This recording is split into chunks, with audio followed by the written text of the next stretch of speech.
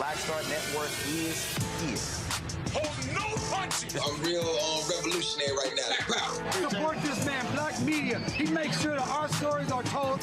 Thank you for being the voice of Black America, Roland. Stay black. I love y'all. All momentum we have now, we have to keep this going. The video looks phenomenal. See, there's a difference between Black Star Network and Black-owned media and something like CNN. You can't be Black-owned media and be scared. It's time to be smart. Bring your eyeballs home. You dig?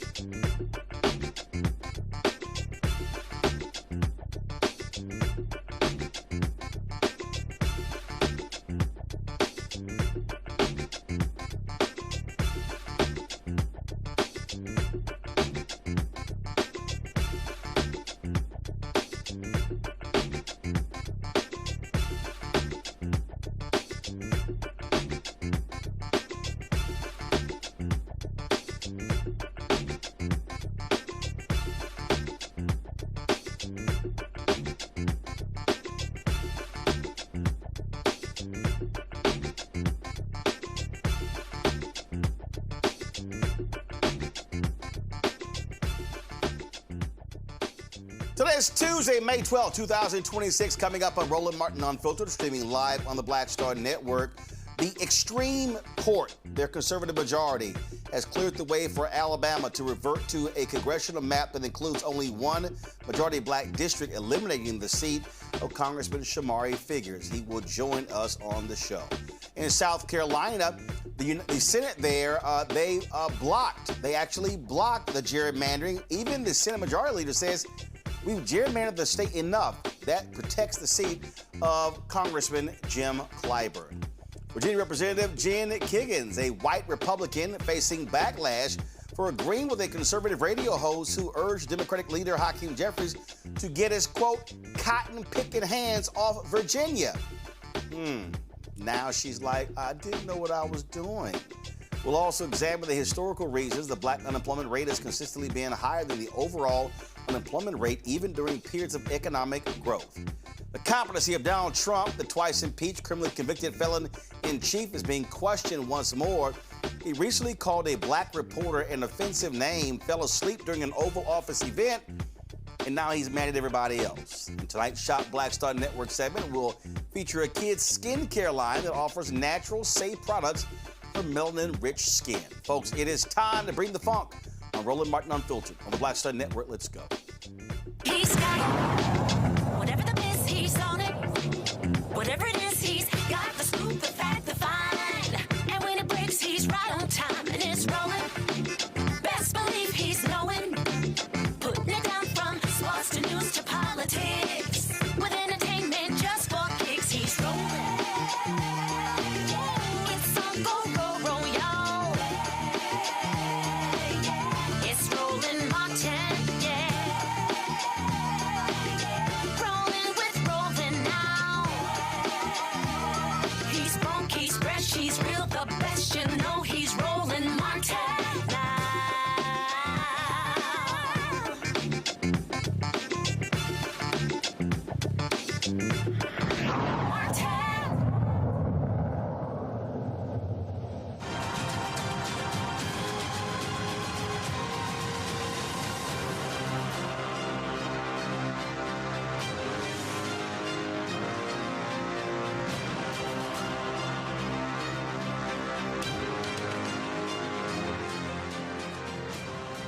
Folks, Republicans all across the South are targeting African Americans. Not only are they wiping away seats held by African Americans, they're also targeting African Americans who even dare to speak up against them. Moments ago, literally seconds ago, Tennessee State Rep Justin Jones sent me a text. He has been, I'll give you just 1 second. I'm going to read this. Literally, he just texted this to me. He has been removed from all House standing committees and subcommittees. That is done by the Republican Speaker of the House, Cameron Sexton. In Louisiana, a black state senator who jammed up the last week, been removed there as well. Then, of course, we have Republicans in Alabama who appealed to the Supreme Court to implement their new map. The Supreme Court said, yeah, you can go ahead and do that. Now, here's the problem, y'all. The same Supreme Court, this same extreme court, that's what my dad texted me, this extreme court, what they did was they ruled that Alabama absolutely discriminated against black folks and ordered this creation of the second seat a couple of years ago. Now the same Supreme Court turns around and says, oh no, you can move forward. It gets worse. In December, the same extreme court said, nope, it's too late to change the election because the Texas primary, remember they changed their maps, is in March, 4 months away. They said to Alabama, oh, you got an election next week? Go right ahead. One of the folks who was greatly impacted, Congressman Shomari Figures. He joins me right now. Congressman, glad to have you here. This is what is so shameful. This is absolutely the extreme court doing the work of Republicans. Everything that they say runs counter to what they've done. In fact, Sam Alito writes in his opinion that the ruling, the Louisiana versus Calais ruling, does not obliterate the Voting Rights Act if you can prove racial intent. Well, they proved racial intent in Alabama. The folks responded. The Supreme Court, in 38 minutes, rejected the 107-page response. Surely they didn't even read it. Yeah, it's a lot of problematic acts that we're seeing. We're seeing the Supreme Court break with a lot of norms and precedents in these recent cases that have come before it, and it is certainly concerning. In the state of Alabama, it's important to know that they did not dismiss the case that created this district. They remanded it back to the district court to reconsider it in light of the Calais decision. So that's what we fully expect. And there was another temporary injunction that was just filed earlier or late yesterday by the plaintiffs in that case. And we expect the three-judge panel in that case to give us fair consideration, because these are, as you probably know, these weren't just any three judges. These were three judges, two of whom were appointed by Donald Trump himself. The third was originally put on the bench by Ronald Reagan.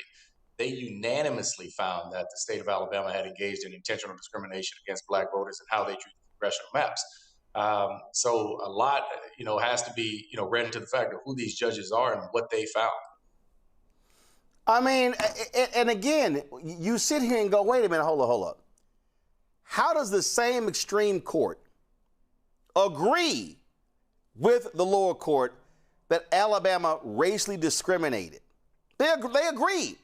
Then they come back and say, no, race can't be used in the creation of a but y'all the same six that said this just a couple of years ago.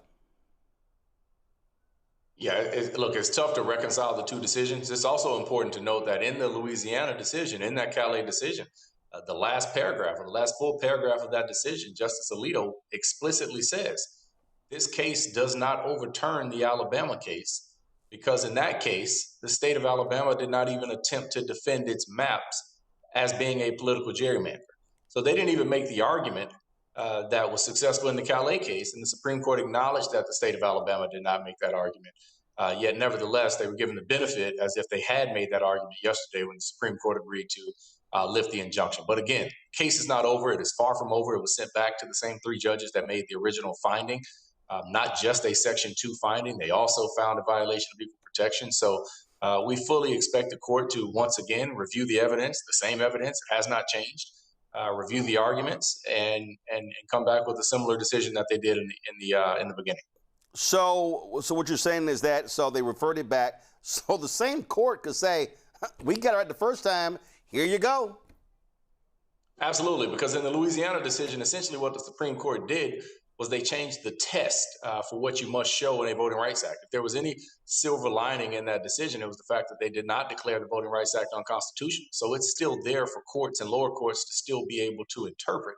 But they certainly made it significantly tougher to prove cases under. And so they changed the test. And so essentially what the Supreme Court just did yesterday was they said, okay, since we've changed this test and since your injunction was in part based on applying the old test for considering a Section 2 violation, we want you to go ahead and apply the new test to the evidence and the facts of the Alabama case and then come back to us. The unique part, though, was that given the proximity to the election, we literally vote next week. I've already voted because I won't be there on Election Day. The unique aspect of them sending it back was that they lifted the injunction and is allowing the state to proceed with a different map, literally just 7 days, well, at that point, 8 days from Election Day. And again, same thing precedent when it comes to Purcell. Oh, no, you shouldn't make changes shortly before an election. Here they are in December saying to Texas, sorry, it's too soon. The primary is 4 months away. And they say to Louisiana and Alabama, oh, Louisiana, oh, your election, y'all go right ahead. Oh, it's a week. Oh, Alabama, it's a week. Oh, y'all got time. I mean, I'm like what the hell? What the hell changed from December to May? Look, that is certainly something that has all of us scratching our heads, because it's not even that if they had to wait that it stops the states from doing what they ultimately want to do. They could certainly still do it. They certainly could have still called special elections. You just did not have to interrupt an ongoing election and as my understanding is, the first time in American history where that has happened, where it's not been because of a natural disaster. That is, it's something that we're all confused about, something that we're left scratching our heads about, and something that, quite honestly, that we have to be concerned about, things going forward. If the Supreme Court is literally allowing states to erase, stop, pause, undo an election, then it is a significant problem that we have to grapple with. Okay, so this new election is next week. With this, no, I'm sorry. Our current election is next week. I'm sorry. Yeah. Your current election is next week. All right. So where does that leave you? Are you running for another seat? What's going on? Yeah. So right now, our district was drawn by the courts because the state of Alabama actually refused to draw the district in a way that the court instructed them to do it. And so the court actually drew this. Hold. Stop right there. Stop right there. Hold on. Before you continue that, I just want people to remind. The Alabama legislature defied a federal court. Oh, significantly defied them. It was so bad that, as you well remember, Section 5 of the Voting Rights Act was where certain states, predominantly in the Deep South, used to have to get their district lines pre-cleared by the U.S. Department of Justice before they could implement them. That was struck down in the Shelby v. Holder case. But Alabama's defiance in this current case, which is this was a decade later, it was so bad that the court threatened to pull the state back into pre-clearance because of how much they were defying the federal court orders to redraw the maps. And so what the state of Alabama did in response to that was basically entered into an agreement with the plaintiffs to say, hey, we will not attempt to redraw our district lines unless the Supreme Court tells us that they're overturning the case. And that has not happened yet, but they're certainly construing the lifting of this injunction as the court overturning the case. I guess that's how they're construing it, because they're certainly attempting to move forward. And Roland, I'll actually tell you, it gets even stranger. It gets even worse in the state of Alabama, because just last year, there was a constitutional amendment put forth by the supermajority Republican legislature that passed by the people of Alabama in a ballot initiative that actually said we can't make any changes during an election year that happened less than 6 months before Election Day. Well, guess what? The changes that they just made in a special session last week are shorter than 6 months before Election Day, yet the state is openly defying its own constitutional amendment that the Republicans passed just a year ago. So I was talking. So what's next for you? Again, are you running? Are you not? What's going on? Look, so we fully expect the district lines to stay the same as they are now. In the event that we have to run in a district, a different district lines under the map that they want to go to, it would certainly reduce the Black voting age population significantly by almost 10 percentage points. But we'll assess that. We'll make that decision at that time. But look, I got in this race initially to be a voice for the people back home, to better the people in places that actually made me who I am today. And so I've been thankful to do that, going to continue to do that every single day. So right now our focus is on continuing to do that with the expectations that the district lines remain the same. And if they do change, we'll certainly make that decision. My panel joins me right now. I want to bring them in, get the opportunity to ask you a question as well. Dr. Mustafa Santiago Ali, former senior advisor for environmental justice at the EPA, joins us right now. Texas State Representative Jolanda Jones, also an attorney in Houston. Khalil Thompson, executive director of Win with Black Men. Mustafa, you go first.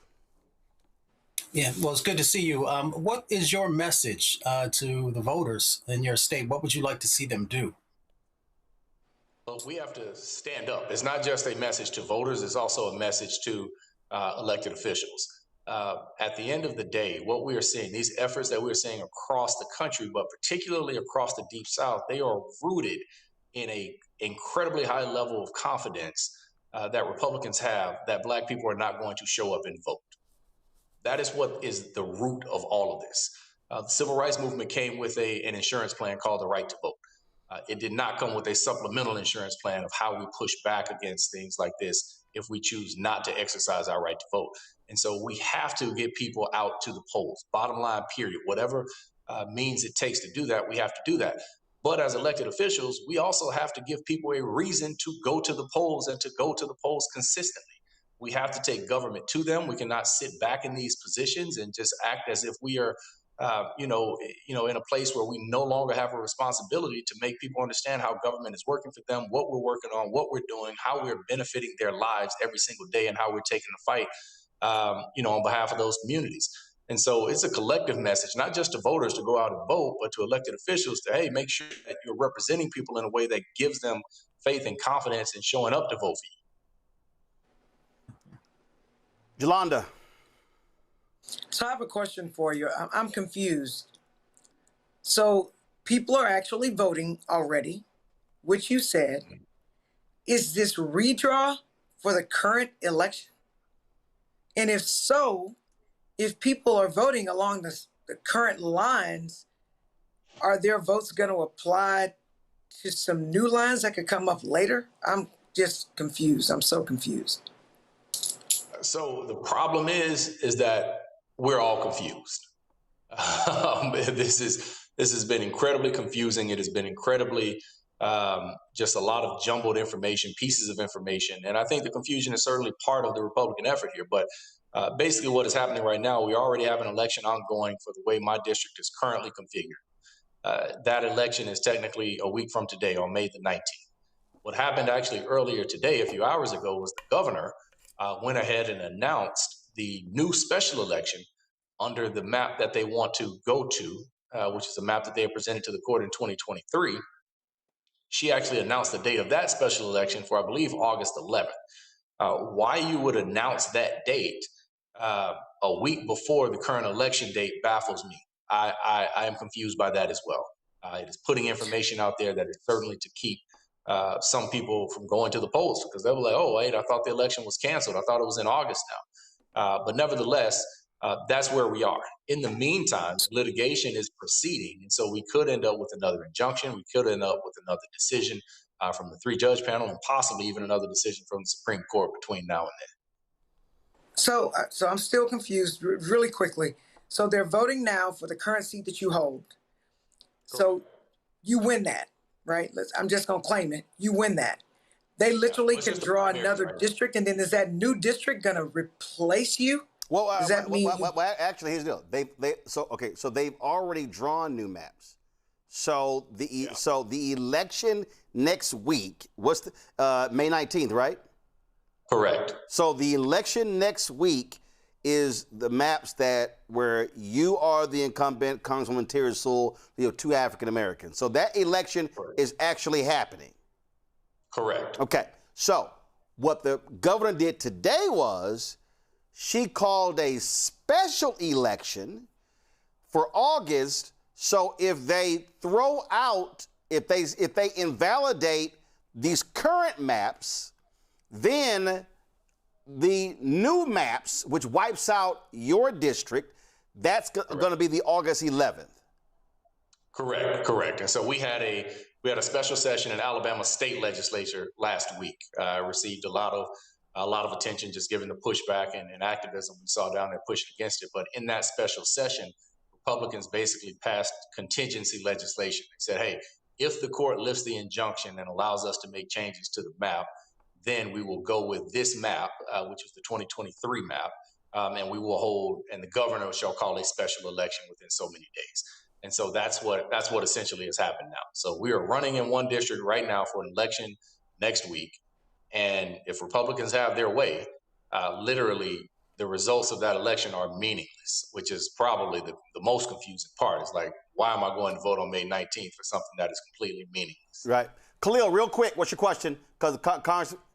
Okay, we'll have Khalil. Okay, so Congressman, it is crazy. It is strange. It is unbelievable what's going on here. But all of this lays at the feet of the extreme court for their schizophrenic, nonsensical ruling that has completely thrown all of this in total chaos in Louisiana, in Alabama, in Tennessee, you name it.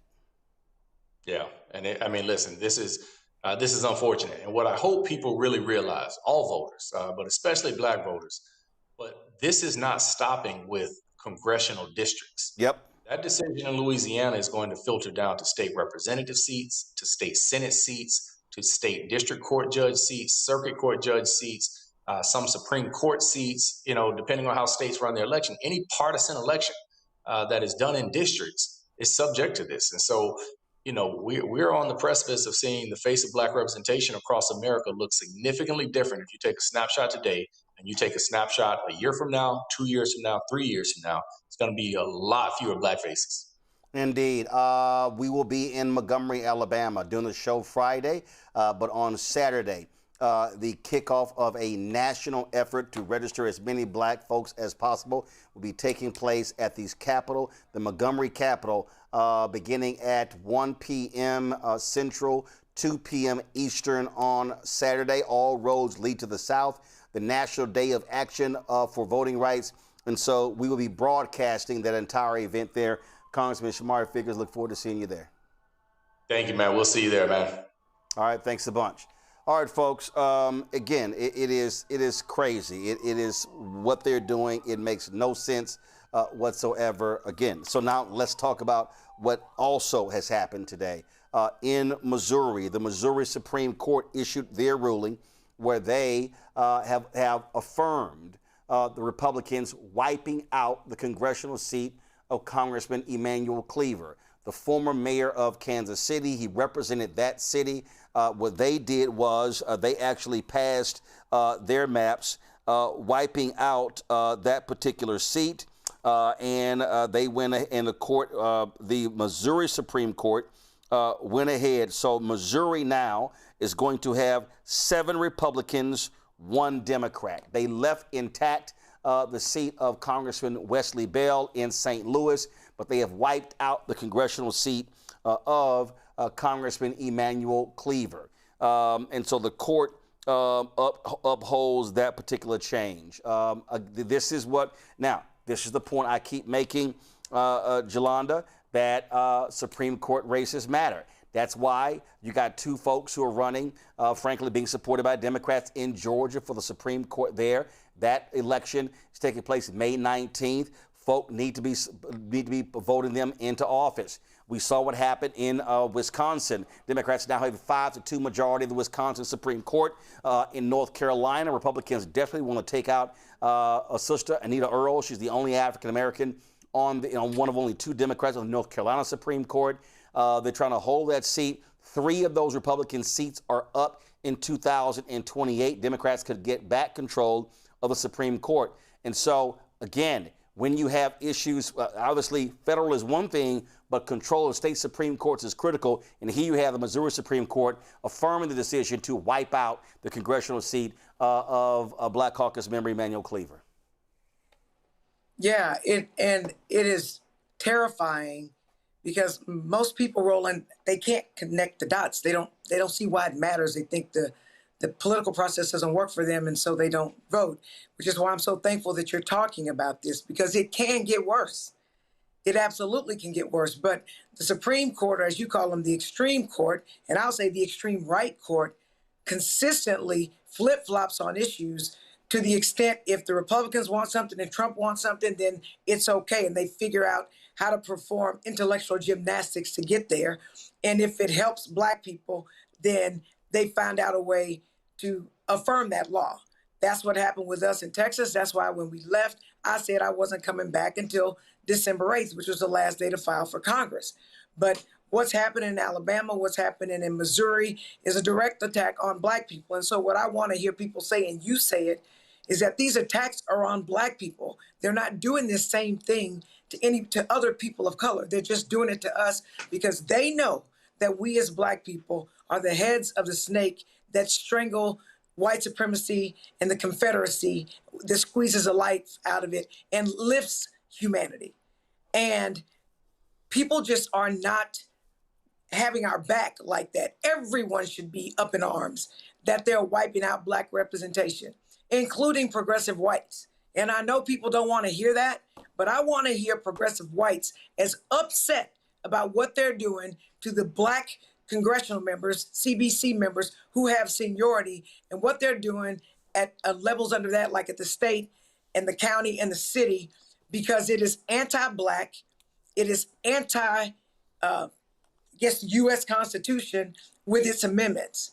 So to use the Constitution to destroy the Constitution and our constitutional rights doesn't make any sense to me. And Black people have to vote like we've never voted before. That is the only thing that can help us when they are literally wiping out Democratic seats, which will generally vote for the rights of Black people. Well, I want to see not just them raise their voices, but I've been saying this here. White folks need to be going hard registering white people to oppose MAGA. And so I'm not interested, Mustafa, in them being allies saying we stand with Black folks. No. I need y'all to get busy and go register and talk to white folks in Alabama, Mississippi, Florida, Tennessee, and these other states. Exactly. It's reminiscent of the Freedom Riders, where there were those well-meaning white brothers and sisters who showed up and put some skin in the game. So, yes, you have a responsibility in this moment, if you want to call yourself an ally, to actually put some real action behind that. And that means that you are an ambassador to your community. You can have conversations that some Black folks can't have with other folks. To be able to help them to understand why they should not only register to vote, but why you got to get in the game, how it actually helps Black folks, but it helps a whole bunch of other folks also when we make sure that we have the right types of policies to make sure that you got your health care, to make sure that you can afford the groceries, to make sure that you can afford your rent or your mortgage, all these different types of things. So there is a symbiotic relationship if we actually want it to be able to be a healthy one. And that means that white folks going to have to do something this time. You can't just stand on the sideline and talk. You can't just say, oh, this is such a terrible thing. You got to get busy along with a lot of other folks who are going to make sure that we get out, register folks, and make sure that folks end up voting. I'm going to give me a second. You talked about allies there, Jolanda. Representative Darren Soto, he posted this on Twitter. So the Washington Post did a story. Go to my iPad. Washington Post did a story, and this was what their tweet was. Under a new congressional map signed into law by Florida Governor Ron DeSantis, the growing community of Puerto Ricans and South Americans in Kissimmee, Florida, will be splintered across 4 districts. Our voices shouldn't get diluted, one resident said. So Soto said DeSantis has declared war on all 1.3 million Puerto Ricans in Florida. He cracked our community into 4 different districts. We are American citizens. Our people died serving this country, and we will fight this in court and the ballot box. Well, guess what? This is where also I need Puerto Ricans penalizing Republicans for what they did. I need Puerto Ricans saying, okay, we're going to take y'all out at the ballot box. See, this, and I made this clear. I've said this in terms of, because the Calais decision can also impact Latinos as well, but they're targeting Black folks, as you said, Jolanda. And so this is where, okay, put up or shut up. And so I would have hoped, and matter of fact, Carol, reach out to Congressman Soto, get him on the show. I hope there's a massive voter mobilization in Florida for those Puerto Ricans saying, take out every Republican in November midterm election. Jolanda. So I 1,000% agree with you, but it's just really interesting when you're talking about the oppression of Black people, people don't get up in arms. Now, they want for us to vote for them, and they think that we should because they're Democrats, but they don't do the same for us. And they're not going to figure out that when they target us, that they're targeted as well, because the economy is going to get worse. It's going to be harder to get jobs, harder to be able to afford groceries, an apartment, or whatever it is you need. Nothing is affordable anymore. And this started with them getting rid of qualified Black people and all the federal agencies that can make good policy to help everybody. And what you're going to find out is that people that consistently fight for everybody is Black people. But other people don't consistently fight for us, which is absolutely a problem. And when you have a stacked Supreme Court that are all Confederates that are going to figure out ways to keep the Confederacy alive and white supremacy alive, it doesn't matter what happens in the lower courts. Because even if the lower courts rule right, when it goes up to the Supremes, they're going to strike it down. And they will give inconsistent reasoning that goes against stare decisis because they know that this is the last chance they have to keep power and control because white people are just not procreating. They don't have enough votes, so they're going to crack and pack us. And Roland, I know you've talked about this on your show, so that we may have one strong black district where we could have had 2 or 3 if we didn't pack everybody in there. And they're going to have more white people who are absolutely going to do everything they can do to hold on to white power. And I will say this, that this is worse than Jim Crow. This is trying to take us back to pre-Jim Crow, to Reconstruction, to slavery. Because if they could put us back on a plantation, they absolutely would. And if they can figure out a way to do it, they're going to do it. But right now, they're going to make sure that when we walk into the courtrooms, that no one looks like us, which is how it was here in Harris County before a wave of black women got elected, to see nothing but white people judging black people, and for the most part, judging our culture, judging against us, and putting us in untenable positions. And that's what we see. And as you said, they are literally targeting people who dare to speak out against it. So this place is not a democracy anymore. People just don't realize it. And I hope, I wish, and I pray that the people that don't like MAGA, that see that MAGA cares nothing about them, they get on and they fight with us in this, because we black people cannot do it alone. We need our allies. And we need you more, as Roland said, to just say that you support us. We need for you to vote for us. We need for you to block walk for us. We need for you to contribute to our campaigns, because it costs money to go up against this white supremacy machine. Let me, so folks, let's talk about what took place today in South Carolina. Surprisingly, the South Carolina State Senate rejected efforts to redistrict the state's congressional map, which would have eliminated the seat of longtime Congressman Jim Clyburn. He is the only African-American and the only Democrat. A 2/3 majority was required to allow a vote on redistricting, a measure that Donald Trump has been advocating nationally to maintain the Republicans' House majority. However, the South Carolina Senate vote did not achieve the necessary procedural threshold. All of the Democratic state senators in South Carolina voted against the measure, along with 5 Republicans. The South Carolina State Majority Leader, this is what he had to say about this. I said earlier that if the U.S. House goes to a Democratic majority, it won't be because of South Carolina. That's because we are already heavily gerrymandered. We are the most gerrymandered Republican state in the country already. And we did that intentionally. There have been celebrated changes in Florida over the last week. Those celebrated changes in Florida get them to where we are now.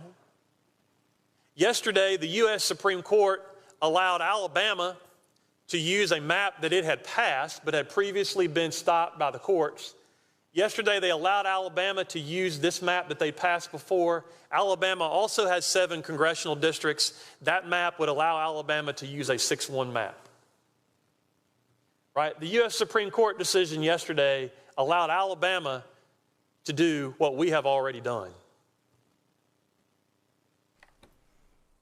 That is Shane Massey. Now, Donald Trump, of course, he loves what's going on. A reporter asked him about gerrymandering that's taking place in the South. This is how he responded. The voters who are confused about the changing maps, the changing dates, and the African Americans concerned that this is going to draw black members of Congress off the map, what do you say? Well, I think it's been a wonderful process. They've been, the Democrats, or as I call the Democrats, because they are dumb in so many ways, they've redistricted for years, and now we took our shot, and it looks like we're going to pick up a lot of seats, and that's a good thing. That's a good thing. We want voters to have their choice. We want fair voting. We want fair elections. The Democrats have been cheating on elections for many years, and all we're doing is winning. And we know he's a liar. I'll start with you, Jolanda. This is a big decision here. First of all, let's be real clear. Some Republicans in South Carolina feared by going after Clyburn's seat that if a Democrat's in the White House, they could get screwed. South Carolina really depends on the federal government for a lot of their budget. And there were Republicans saying, hey, do we really want to do this here? Because if a Democrat's back in the White House, we could be on the outside looking in. Two, if they changed that district, that meant sending a lot of black voters to some other districts, and they said, wait a minute, you could be endangering other districts. That's actually what's happening in Texas right now. There were some Republicans in Texas who are on edge that if Latinos, if they vote in a significant number for Democrats, then Republicans could lose the edge they thought they were gaining by rigging the maps to take those 5 seats. Oh, for sure. And we're actually seeing that here, Roland, where a lot of reliably Republican seats have gone to Democrats. They've had Democrats all voting like Democrats, and they've had some Republicans voting with Democrats, like the Senate seat with Tyler Remmett. We just had a black mayor get elected down in Pearland. That's never happened. Alpha? Pearland is redneck country. He's an alpha. He is. He's absolutely an alpha. He's Brad. But my point is this. There are a lot of safe Republican seats where they're getting antsy, right? Because they don't want to be a casualty. So let's say if I have a district that's 85% Democrat, and you put it down to 60%, and then move that 25% somewhere else, those people could actually be the swing voters to unelect them. So I think that the Republicans are playing a very dangerous game. And I'm actually looking very forward to see what happens in November, especially here in Texas, because for the first time, we got a Democrat in every race, even in reliably Republican seats, to see if we could steal some seats, and we've been able to do that. So let me tell you, this may be an example of what's meant for bad is going to end up being for good, because God don't like ugly. And I'm just saying that the Republicans, and Clyburn is super, I don't know how much seniority he has, but he's got to be near the top of seniority. And there will be black people angry around the states. And I am certain that if you screw with Clyburn in South Carolina, that you're going to have black people across like South Carolina seriously angry. And I know Clyburn is an Omega. So then the D9 is probably going to get motivated. And you know how we are when we're motivated. So I think that the Republicans are playing a dangerous game, but we at the street level have got to pay attention to these attacks on black folks. And we in the media and we who are elected have to do a better job of connecting the dots for our constituents on the streets who are suffering right now, who haven't been able to connect that the reason I'm suffering is literally because Republicans hate black people and they are implementing policy that hurts black people. Mustafa, I keep saying this, and the only way you stop these people is if you completely overwhelm the ballot box. As I said, we're going to be kicking off a massive national voter registration effort on Saturday in Montgomery. We'll be broadcasting that on the Black Star Network. We're going to be sending our feed. Guys, could y'all please thank you. Come on. We got to move a little faster. We're going to be sending our feed to multiple channels all across YouTube and Facebook as well. It is going to require a massive turnout, but it can't just happen one time. I've said on this show numerous times, we voted in massive numbers for Obama in 2008 and 2012. Had we maintained that turnout,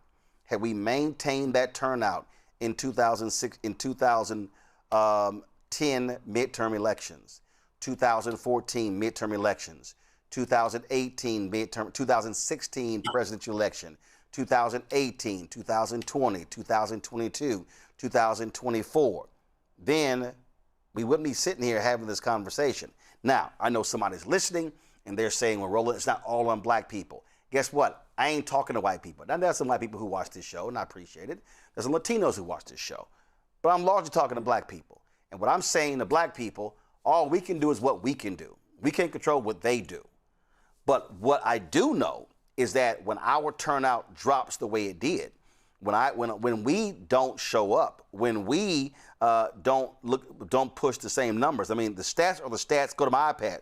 I mean, this is it right here. You see, the black line is white voters. The blue line, the black line, white voters. The blue line are black voters. You see right here. You see right there that blue line where we are almost on par with them in 2000. We outvoted them in 2012, first time in history. And in fact, Sam Alito used this in that Calais decision by saying that, talking about the black vote in 2 of the last 5 presidential elections. But here's the problem. Look at that drop off in 2016. And then it went up in 2020. And then it went way back down in 2024. This right here simply cannot happen. We have got to have black folks killing it at the ballot box to shut these folks down and their anti-black agenda. Yeah. Well, you know my quote, you have power unless you give it away. And that, you know, the particular chart you just showed really highlights that for everyone. When we show up, you know, when we vote in significant numbers, we win. We make sure that we hold on to our power. We make sure that resources are coming back to our community. We make sure that our voices and our priorities have a place to not only be heard, but to be worked upon. And when we don't, then we know someone else is making decisions for us. You know, when you think about the South, Andrew Johnson he was a president after Lincoln was assassinated. And one of the things he was trying to do is to make sure that the United States government was a white man's government. Now, you see many actions that are currently going on today, whether through the Supreme Court or through the redistricting that we see going on, the gerrymandering of maps, that folks are doing. So how do you make sure that you combat that? One of the ways that you do it is by making sure that we vote in some of the highest numbers ever seen. I'm one who also believes in partnership. So, you know, to my brothers and sisters who are out there, I always say, mi gente tienes que votar. What that means is that my people, you got to vote. So whether it is black folks or brown folks, when we come together, we can actually make progress. And progress scares some folks in America because they think that they are going to lose something instead of realizing that when our communities are stronger, America is stronger. So we can't wait on anybody else. Nobody is coming to save us. We have to make sure that we vote in the numbers that are necessary for us to make sure that we're winning, not just on the federal level, but the state, the county, and the local level as well. And that's how you make sure that you hold on to your power. Lau, because of this Calais decision, you now have folks trying to sue Illinois. A conservative legal group is focusing on voter protection for black and minority communities. Again, in Illinois, the Public Interest Legal Foundation has filed a federal lawsuit challenging the Illinois 2011 Voting Rights Act. The conservative group says the law is unconstitutional because it mandates that race be considered when drawing legislative districts. The lawsuit was filed on behalf of former Republican State Representative Gene Ives. The complaint claims that the protections meant to prevent the dilution of black voting power through redistricting have now resulted in unconstitutional race-based map drawing, violating the 15th Amendment. Civil rights advocates believe this case could become a significant effort to leverage the Calais ruling to dismantle state voting rights acts and weaken protections designed to ensure minority political representation across the country. Jolanda, as we continue to say, we've told people this is what they do. The entire focus, it was all in Project 2025. It was to, and I've been yelling this, their whole goal is to completely dismantle the black political, economic, educational, health, social justice infrastructure. And by now targeting state seats, and again, for the people out there, you got these deranged Negroes who out there talking about Trump and talking about how they support conservatives. I see these fools all on Instagram with their nonsense. Well, they don't quite understand, and I think a lot of people don't understand. This is not just about you're going to lose a black person, because the Republicans are saying, well, like Steve Cohen, that's a white man representing the district in Memphis. But the question is, what are the resources coming back to communities? And that's the thing. Even when one is in the minority, they don't understand the role of politicians and how they are able to deliver when they get to decide what projects they want funded in their district. That person sitting in the seat plays a critical role. And so a lot of people, and I hear this all the time, Black Caucus ain't shit. They ain't doing nothing. And I'm sure the people in Texas saying, Texas Legislative Black Caucus, they don't do a damn thing. when they have no idea what literally happens when bills are being drawn up, when you're in committees, how you can insert one thing or pull something out and all of that sort of stuff. That is going to be the end result. You are going to see the wipeout of billions of dollars on the federal, state, and local level by attacking and wiping out black political power. Absolutely. And I can tell you, the beautiful thing about us being on committees, even if we are in the minority, is sometimes we can kill bills so that they don't even get to the House floor. I mean, the same is true in the Senate. But people have no idea when people are there, they can actually earmark money to go to their districts. So if you get rid of somebody like Clyburn, then money that guaranteed went to his district will no longer be there. And like I said, and like we said during the quorum break in Texas, we have to stay gone. And here, Donald Trump was brilliant when he was putting all these people on the Supreme Court, because I really believe that the Supreme Court is going to undo every piece of voting rights. So that lawsuit in Illinois is going to eventually end up going to the U.S. Supreme Court.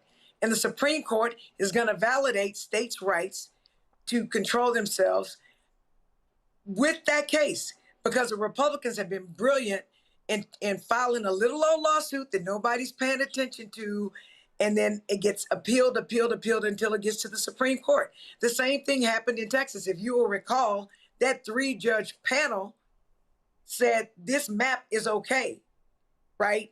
When we said it's unconstitutional, they were like, yeah, we affirm that it's unconstitutional. And what did the Republicans? So Democrats were like, we're winning. We're going to win. They voted in our favor. Roland, I came on your show. I remember Representative Gene Wu telling me, Purcell. And I was like, dude, they don't care. And I told you, remember, I came on your show when everybody was saying, we won, we shot the BB gun. No, we didn't. They appealed it to the Supreme Court, and the Supreme Court reversed it. And so Democrats better learn how to fight in these gutters like the Republicans, because the Republicans are coming for us. White folks are coming for us. You want to know why? Because they are terrified that we will treat them like they treat us, which is why they're doing all these things they're doing to take us back to Reconstruction and slavery. And the Supreme Court is going to allow them to do it. So you can sit there and say that when this stuff goes to the courts, that what's always been right, the rights that we've earned are established. You're going to find out that this Supreme Court, under a Texas Chief Supreme Court Justice Roberts, is going to undo all of black rights.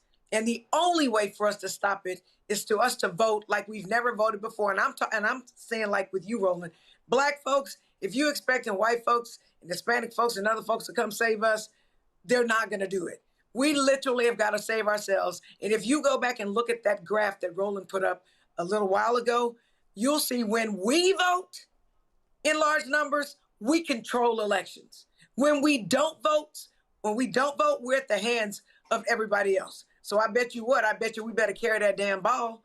I bet you we better stiff arm these people that are trying to destroy us. And we better put people in office who are going to fight for us. And then if they don't, vote their asses out. That's what we need to do as black folks, because we are our own heroes. Yep. Again, the chart is the chart when we do turn out.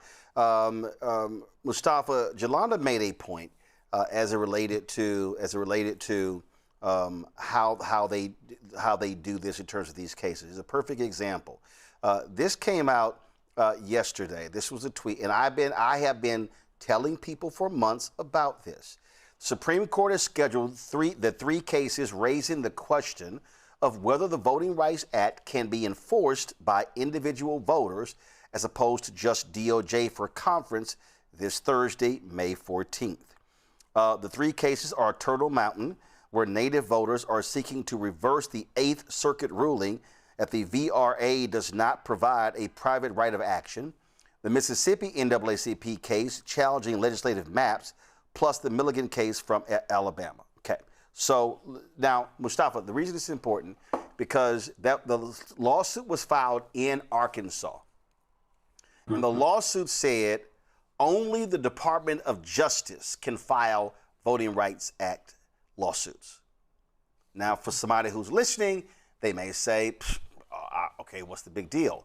What that means is that, and then appeal court affirmed that decision. Here's the problem.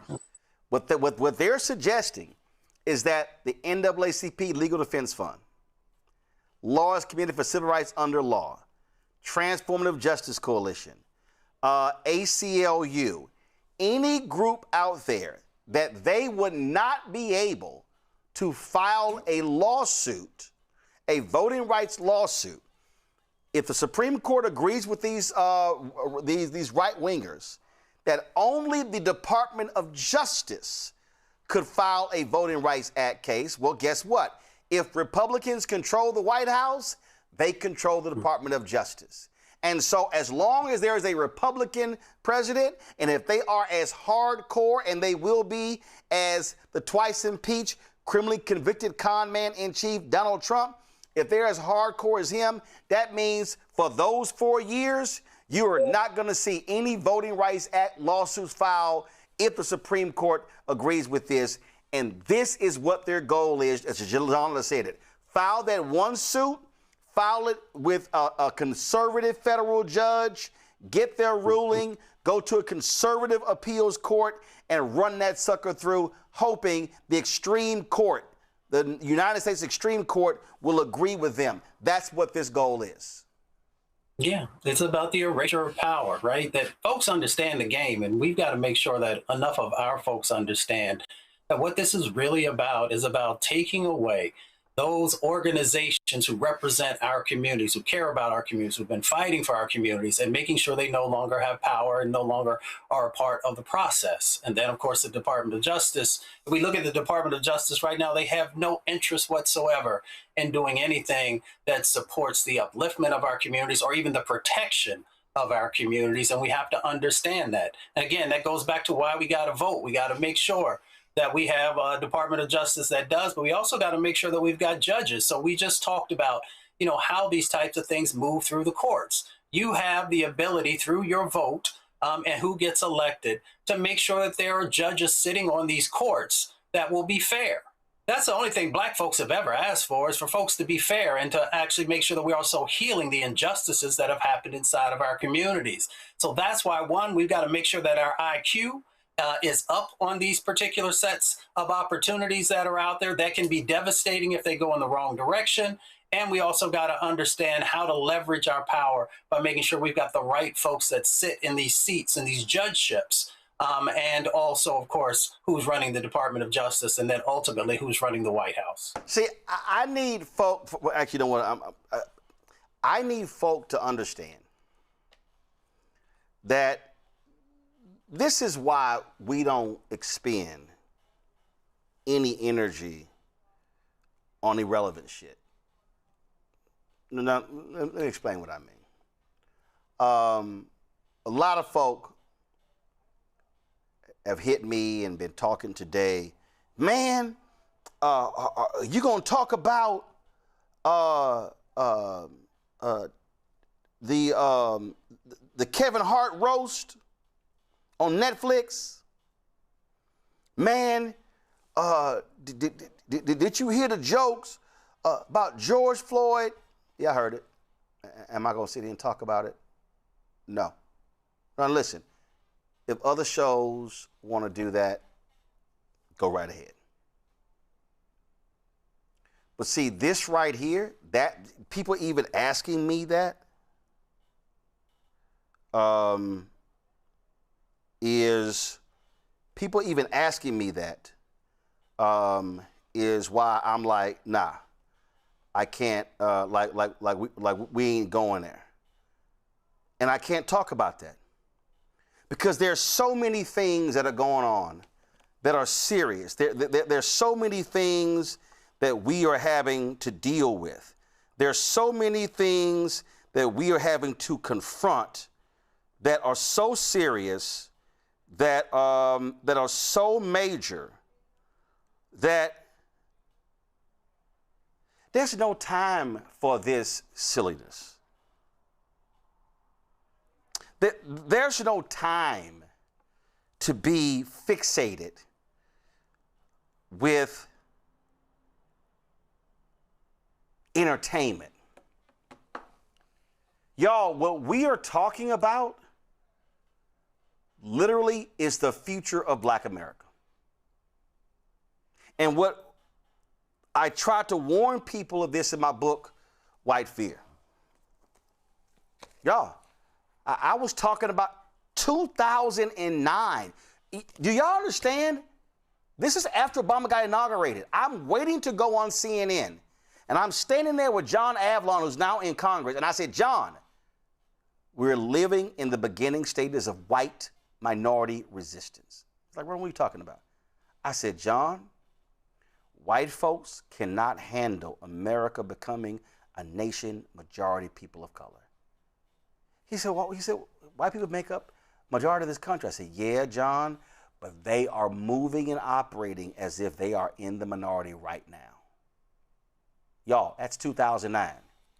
You can go pull speeches I gave all across the country in 2009, in 2010, in 2011. I said, y'all, it's coming.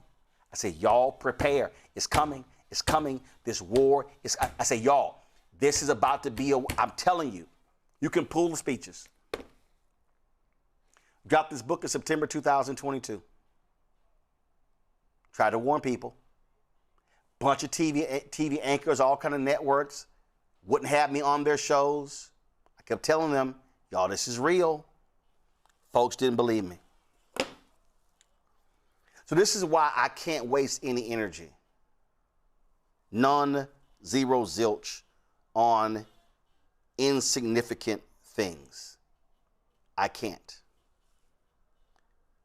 And if you want to understand power, if you want to understand how these people are responding, this was the letter that State Rep. Justin Jones of Tennessee sent me. Dear Representative Jones, you have been removed from all House standing committees and subcommittees. For any questions or more information, please contact Leader Camper. Sincerely, Cameron Sexton, Tennessee Speaker of the House. State Rep. Justin Pearson just posted this. Y'all, it's not just Representative Jones. Look at this right here. House Speaker Cameron Sexton has removed Democratic caucus members from standing committees until next session due to, quote, disrupting processes and, quote, creating disorder during the special session. Pearson tweets, Speaker of the Tennessee House Cameron Sexton just removed me and every Democrat, and therefore every Black elected official in the state legislature from any committee we served on. This move strips nearly 2 million Tennesseans from the representation they deserve in Tennessee state legislature. This is what I said the other day, Jolanda. No more business as usual. Every Democrat in Tennessee should say, damn this, no meetings. They should be yelling, hollering, and screaming on the floor every single day. They should sit here and say, if y'all gonna pass some stuff, because y'all can do whatever y'all want to, you're gonna do it without us being here. The walkout y'all did in Texas, now I don't know how Tennessee works in terms of a quorum or whatever the hell, but if that's how they gonna roll, then it should be, guess what? This is the hell, we gonna bring the funk every day. And that needs to happen in Tennessee, in all these states. In fact, give me a second because I had sent this story to our group here. Give me 1 second. Because I believe, according to this story, the exact same thing has happened in Louisiana. Last week, y'all find that video of the brother in Louisiana when they had the hearing and they cut his mic off and they were challenging, he was challenging him. His name is Gary Carter. This story here, give me 1 second. This is from NOLA.com. After that fiery meeting last week, now, same thing. They have removed this Black state senator in Louisiana, Senator Gary Carter, from committee. The story says right here, Senator Gary Carter, a New Orleans Democrat, has stepped away. Sorry, y'all. They got all come back to me. They got all this sort of stuff to blocking this here. But I think he has been removed from a committee in Louisiana for the same thing. If y'all can find that video, please, it would be great. We ran it last week, and it goes to show you how they're operating. So they don't want any dissent, Jelana. They want black legislators to sit there and take it and say, shut the hell up. You know, I just wrote a check because they said that people would give money to us to help us pay these fines. We have to pay them ourselves. So I just wrote a check for like $8,300 and some odd dollars, 20 some odd dollars for the quorum break. So they're punishing us. And if we don't pay it, they're going to cut our office budgets, which then causes us not to be able to have staff to be able to help our constituents. And they're talking about clearly finding them $500 a day when they break quorum isn't enough. So they're going to go back and change that. And they're going to try to remove us. And let me be clear. I'll get you a copy of my check that I wrote, Roland, where I said I reserve the right to object and to appeals in this check, because I do not believe, and I know I did not, break any rules. My constituents demanded that I leave to fight for their right to elect the representatives of their choice, and that's exactly what I did. It's exactly what I will continue to do. But I fully expect next session for me to be put on dog committees, if any at all, right? Because they want to punish us. And all I'm saying is, you know what? I'd rather down my feet than live on my knees. So if you're going to whoop me, I'm not about to just let you whoop me without a fight. I'm going to put mine in on you too. So that you know you were in a fight, because every dog has his day. But that's exactly what they're doing. And it makes me sad, but it's totally predictable. And black folks better wake up, because they're not doing this to other people. And, you know, it's really sad. And I don't know what their quorum rules are either. I think they should leave. I think they should quorum break and not participate in all this anti-black legislation and anti-DEI policy that specifically targets black people, and see how well the government runs. And perhaps sometimes things have to get really, really bad, Roland. You know that, before people realize, okay, we've got to change this trajectory. But here's what I say to black people, and I'm talking to us black people. There are many of us who are doing okay, and we're not worried about other people as long as we're doing okay.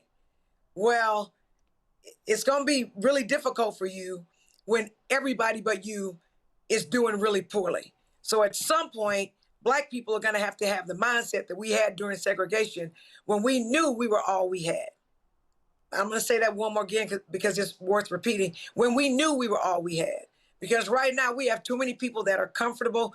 We're too far removed from segregation and Jim Crow, and we're just letting these white folks do to us what they want to do to us. Well, it's time for us to all fight, Roland. And you have been telling us forever, people like me, when we changed the Confederate name schools back, and I went viral then because of that. But at some point, somebody's got to just be ready to fight.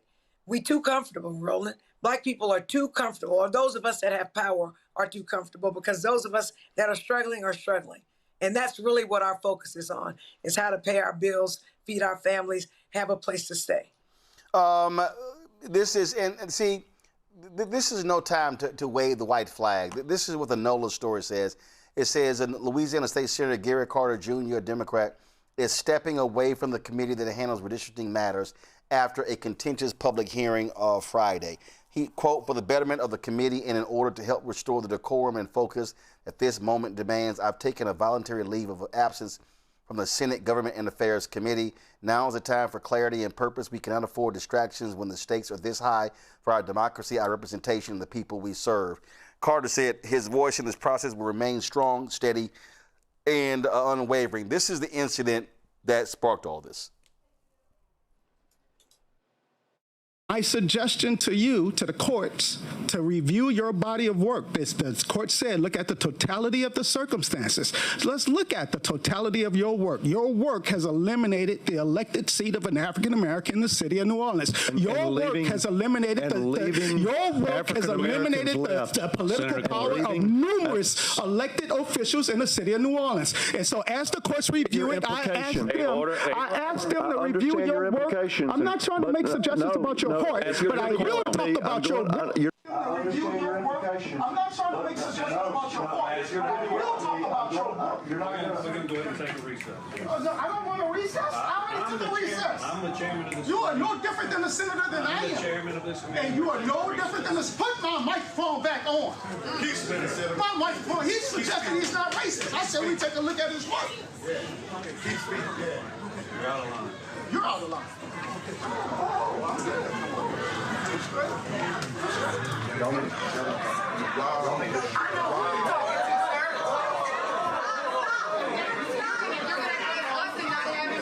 And not address that?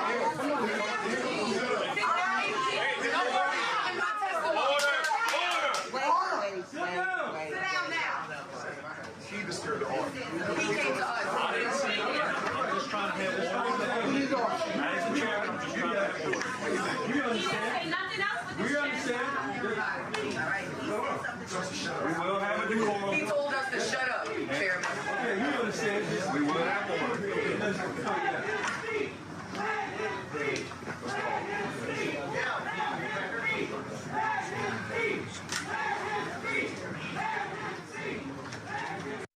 I'm sorry, Mustafa. Damn stepping away. Republicans, they got a supermajority in Louisiana. They're going to do what the hell they need to do. In fact, I dare say, Senator Carter, no, you stay there and you keep kicking their ass. Isaac Hayes just posted this on social media. Go to my iPad. This is the issue. There are 300 to 500,000 eligible but unregistered black people in Louisiana. What we need are folks who are fighting in these state capitals. You know what? Cameron Sexton did what he did in Tennessee. Every Democrat in Tennessee should say, guess what? We about to bring this holy hell every single day. I dare you to call in the state troopers. I dare you to have us ejected. This is not the time for nice, cute decorum when you know the other side don't give a damn about what you think. When the Supreme Court gets a 107-page response, and in 38 minutes they reject it, they didn't read 26,000. Come on, Doc. They didn't read 26,000 words in 38 minutes. They didn't even. No, done. We already decided this here. No, this is no time for niceties, Mustafa. This is no time for decorum. This is absolute time for civil disobedience. Without a doubt. I mean, we've got all these insidious actions that are happening across the country and particularly in the South. You know, folks are looking for fighters. Folks want to know that if they're going to give you their vote, that you are actually going to stand up, that you're going to roll up your sleeves. You're going to throw some bows if you need to make sure that, you know, your voice is being heard, that the issues that we care about are continuing to be highlighted. And that's what folks want. And when you don't, if you roll over, if you get silent, these folks are going to continue to do what they're going to do. And they'll say, well, you know, complacency must mean that y'all are okay with it. So that's why we need folks who are, whether you're on a county commission or you're in a state house, or if you're on the federal level, folks got to see you. They got to hear you. They got to know there's some passion. They got to know that you're willing to go to war for them. And if you're not willing to do that, then, you know, things continue to stay the same. And, you know, we just can't be complacent anymore. We can't play nice, you know, with folks who have no interest in any type of collaborative actions and anything that is going to help our communities. So not only do we got to show up, but we got to show out sometimes. Absolutely. And understand how these folks think. Check this out. Republican Congresswoman Jen Kiggans of Virginia catching a lot of hell for agreeing with a radio show host that House Democratic Leader Hakeem Jeffries should stay out of Virginia politics, but listen to how they phrase this.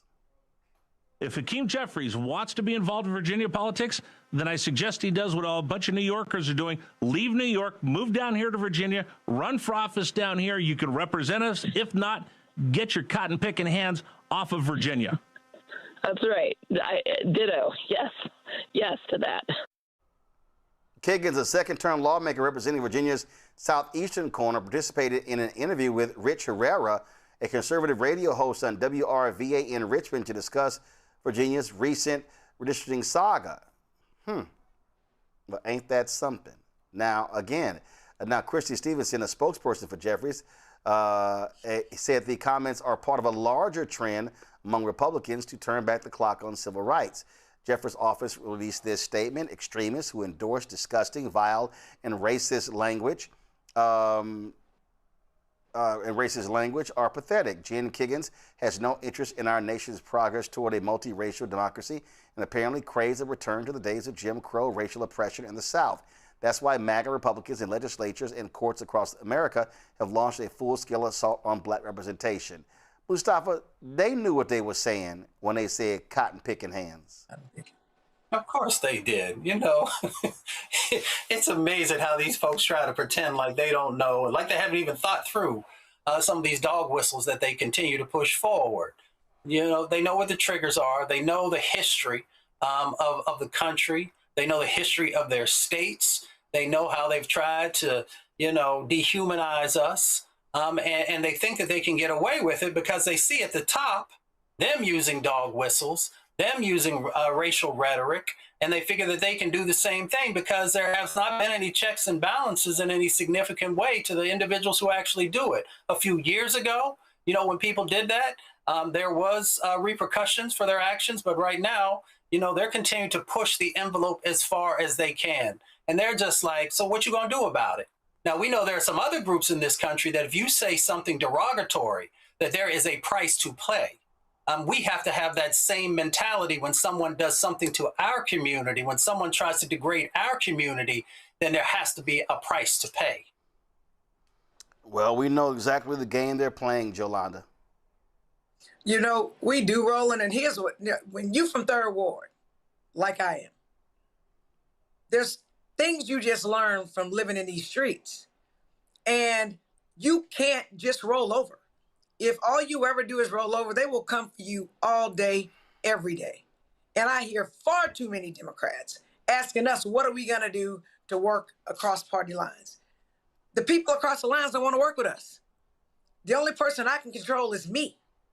And so if you want to play a game, right, and live in the world you think it should be, and do as an elected official the fair way, we're going to lose all the time. That's one thing I think President Obama didn't appreciate his first term. He literally didn't appreciate that these people don't respect you. They don't respect you. They vote no on everything, even things that are good for them, because their goal in life was to make sure that you were ineffective and didn't pass anything. And so if you coming for me like that, I'm coming for you lower. And before anybody says I'm advocating for violence, let me go on and say I'm talking about figuratively. So if you bust me in my face, I'm not just going to bust you back in your face figuratively. I'm going worse than that, and whatever that is. Because here's what I learned being from Third Ward. If a bully can easily beat you, they will do it all the time. If you give them a fight, they're going to find somebody else to bully.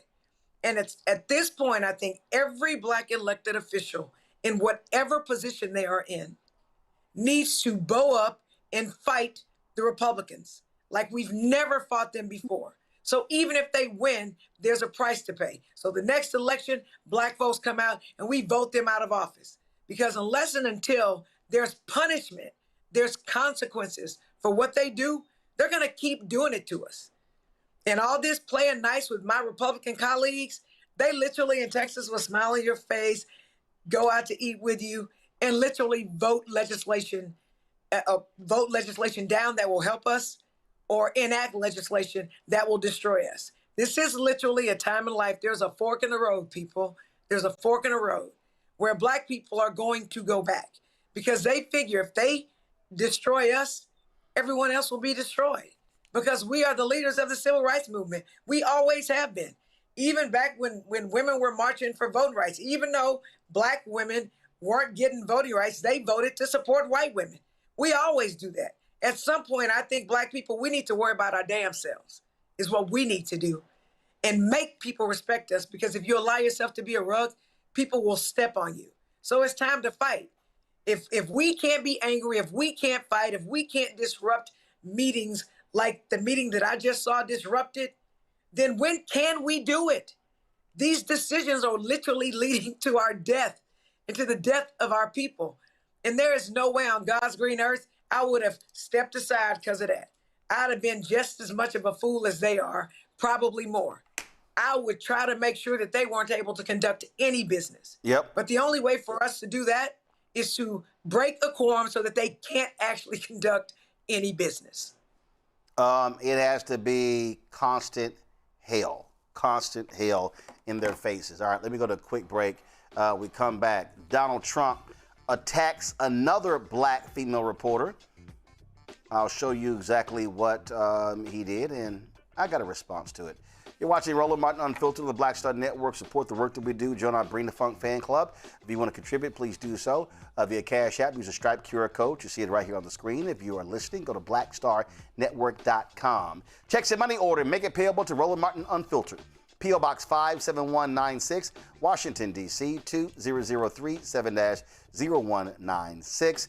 PayPal's R Martin Unfiltered, Venmo RM Unfiltered, Zelle, Roland at RolandSMartin.com, Roland at RolandMartinUnfiltered.com. We'll be right back. This is a national issue. And it's happening right here in Middletown. This isn't just about a school. It's about opportunity. Application was approved, ranked as #1 by the Connecticut State Board of Education in 2023. No one can give us an answer why. Roland Martin is coming to Middletown. He wants the country to know about our struggle for our children's education and future. Families need an option. Children are waiting. Many children will fall in the gap. The examples are right there. We'll never know. Middletown has repeatedly been denied state funding without any legitimate or legal reasons. They're fighting so hard to stop us opening the school that serves our community. They don't want for your children what they want for their own children. Every parent in the world wants the best for their child. We want to hold people accountable. We need to know the why, and you need to follow the law. We're going to do what we always had to do. Fight for justice. Fight for what is right. Be a part of this conversation. Ask questions. Demand answers. See you May 14th.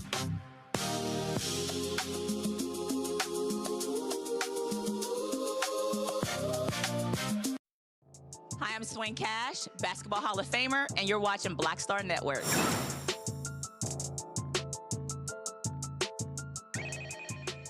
Oh, Donald Trump said this was going to be the golden era of the economy. He touted how he was going to uplift black Americans. It was going to be amazing. He rolled out all of these Simple Simon Negroes saying how great Donald Trump was and how he was just going to be fantastic. He was going to be a businessman, and it was just going to be just great. And how his policies were just going to just sit here and just help all of us. Well, guess what? That was all bullshit. Well, the overall unemployment rate in the United States stands at 4.3%. The black unemployment rate is a lot higher at 7.3%. Trump's reduction in the federal workforce and attempts to eliminate DEI policies have hurt black workers all across the country. These actions have weakened a long-standing pathway to the middle class and worsened the affordability crisis that many Americans are currently facing. Banja Ajalori, chief economist at the Center on Budget and Policy Priorities, joins us right now. Glad to have you on the show. Been a while. Glad to have you back. Let's just be real clear here.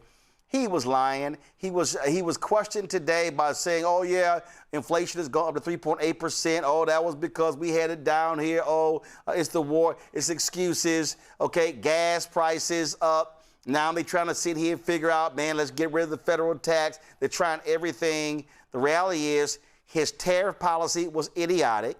DOGE was an abject failure, but what it did was it killed people in other countries. It destroyed jobs, and has wiped out a significant number of black jobs. And the downflow, his attacks on corporations, they've been firing black folks as well. And so we're talking about 800,000 black folks who lost jobs since his inauguration. Yeah, everything you say is correct. What's been happening is that, basically the targeting of the federal workforce.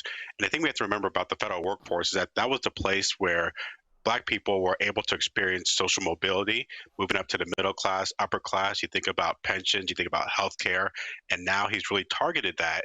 And even with the loss of federal workforce, the jobs that people worked with the federal workforce and like nonprofits in the private sector that worked with it, those jobs are gone too. Yeah, so by wiping out a lot of those grant programs that, as you said, that impacted nonprofits and other businesses, and people also don't understand. Listen, there were $10 billion in contracts black people got in the last year of Biden-Harris, 2%, okay? Not a lot, but it was a record number. Well, that's now down to 1.2%, and so not only are you talking about losing federal jobs, billions being cut in grants that funded a lot of nonprofits, now you're talking about decreasing in contracts, and I've talked to black folks who own businesses, and they've had to lay off or furlough workers because of contracts being snatched away or being frozen. Very much so. And I think the thing that we have to remember is that the federal workforce is about public services. And so it's not just about the people losing their jobs, but it's about the communities that lost the services that they were needed, that were helpful, and not just in DC, but all throughout the country. And so I think that's the thing that we need to focus on, is that the communities were harmed themselves. And so this has to be, I fundamentally believe, something that's talked about in the midterm elections to lay out. Not only that, listen, Trump has touted billions sending to farmers as a result of his tariff policy. But even there, they've been freezing out black farmers by saying, oh, yeah, we don't focus on DEI. But yeah, but you focus on white boys. Yeah, and so you're talking about the $12 billion program that went to basically large industrial operations in February. But the problem is, even if that went to black farmers, it's still not enough. The tariff regime that you mentioned before has been very detrimental for the agricultural industry. You're having that tariffs on steel, aluminum, fertilizer. We've seen, because of the conflict in the Middle East, fertilizer prices are skyrocketing. They're being harmed that way. Also, the tariff, the trade war has been impacting a lot of these farmers. So now their exports have been down. Their costs have been going up, and now they're getting squeezed. And that $12 billion was just a drop in a bucket. It hasn't really helped anyone. So what do you say to these simple Simons, especially these black men? I see them, they're all on Instagram touting Trump, Trump, Trump. Oh, and they attack Democrats. And I'm sitting there going, the data is the data. Show me how Donald Trump has helped black people. I think about the people that you had on before saying that sometimes it has to get worse before it gets better. And it's one of those things where now we're seeing the communities are being harmed. And that's even before talking about what they call the One Big Beautiful Bill, or mega bill, where there are being cuts to food assistance, people are losing health coverage. And it's just one of those things where the economy is getting worse, especially for lower and middle income households. And so you just have to look at what the data says, and more than what the data says, what's happening in the community, what are people feeling? And so we're seeing that in the poll numbers. Questions for the panel. Mustafa, you first. Yeah. Well, it's good to see you. You know, they had some numbers that came out today also about the inflation rate. I think it's at 3.8%, something like that. Utilities are continuing to go up. You know, how do we address this? I'm even not sure if we address it through policy or there's other actions, but based upon where you sit, how do we get our arms around it? Well, the biggest thing is that this is all policy driven, starting with the tariff regime that's caused prices to go up over the last year. Now with the conflict in Iran, it's been over 60 days. The closure of the Strait of Hormuz has caused, it's not just gas prices, but diesel, fertilizer, all these things. This is all, what people call like an own goal. It's our own policies that are causing these prices to go up. So the best way to kind of reverse it is to reverse all the policies. Jolanda? My question is, explain in lay people's terms what the connection is. We keep talking about the tariffs are doing this. Explain to people what that means and why they paying more. So don't make it a conclusory statement. Explain the details, please. Yeah, so one example is if you think about, we like to think about Black small businesses, say like beauty salons. A lot of their inputs that they use, a lot of things that they use to do their work, they get it from overseas. So before they may have gotten it from China, and you put tariffs on goods, all the goods out of China, that makes it more expensive. So they switched to, say, Vietnam or Malaysia. But now we put tariffs on those, so now their costs are going up. Now that their cost goes up, they still have to get those products to be able to do their work. Now they are paying more for these goods, and now they have to raise their prices to be able to make some money. And so that's why the prices that we see go up, because the prices that these small business owners who are just trying to help out the community, their costs have gone up, and they still want to be able to make a profit. Thank you. Well, it is, as you say, it's going to get worse before it gets better, and people need to understand that where we are right now, all the trash that was being talked, Biden, Harris, Trump has not made it better. And I saw, who was it? Who was that nutcase who was on CNBC? Charlie Gasparino and all of them. They were sitting there going, oh, Biden's problem was they just put, Biden and the Democrats just pumped too much money into the American economy, and that's what led to the high inflation and things along those lines. And I'm like, and what I kept saying was, okay, did you idiots forget more than 70% of the American economy is consumer spending? So if they had not pumped money in, what did they do? They pumped money in to help people pay rent, buy food, to get this economy back going after COVID. This idea that we somehow, and like this is what drives me crazy. And again, I'm not an economist, but I do keep it real basic. You had a 100-year pandemic where the economy was completely destroyed and disrupted.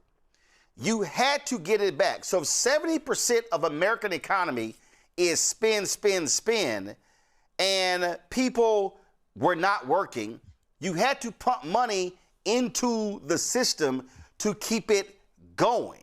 Otherwise, we were really, really screwed. So then you come out of that, and you really didn't come out of it in 2021. And then you had 2022.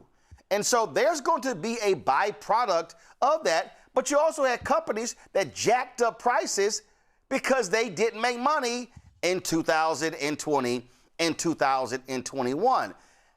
And last but certainly not least, which is kind of important, the American economy rebounded at a faster rate than any other major economy.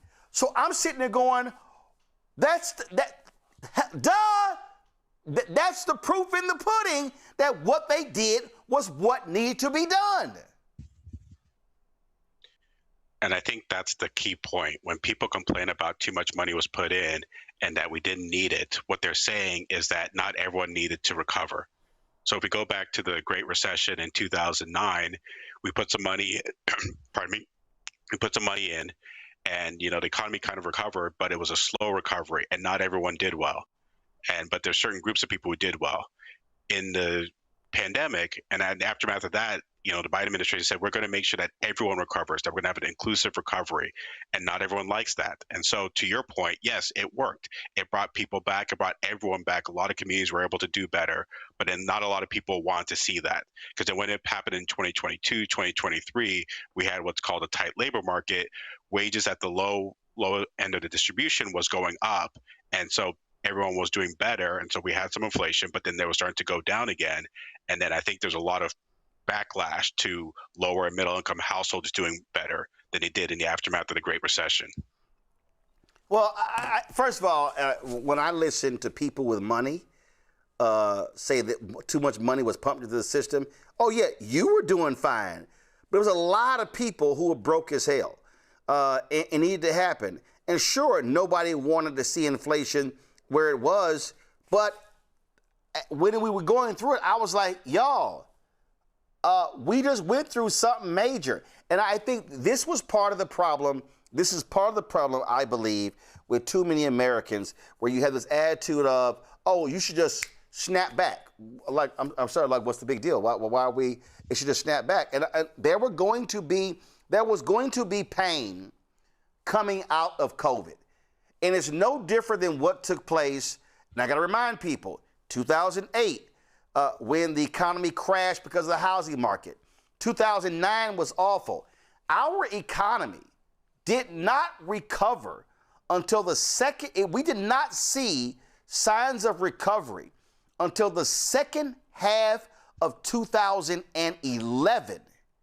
We had to go through pain in 2009, pain in 2010, pain in the first half of 2011 to now begin to see a sliver of hope. You don't go through an economic calamity and, 3, 6 months, a year, everything just snaps back. It just doesn't happen. No, it doesn't happen. And one of the other things is that in 2010, 2011, the federal government really started doing austerity. And so they actually not only did not put money into the economy, we're taking money out of it. And this is why even though the economy recovered, it didn't recover for everybody. There was a lot of communities 2013, 2014, 2015 that were still struggling, that still hadn't gotten back to the level they were before 2008.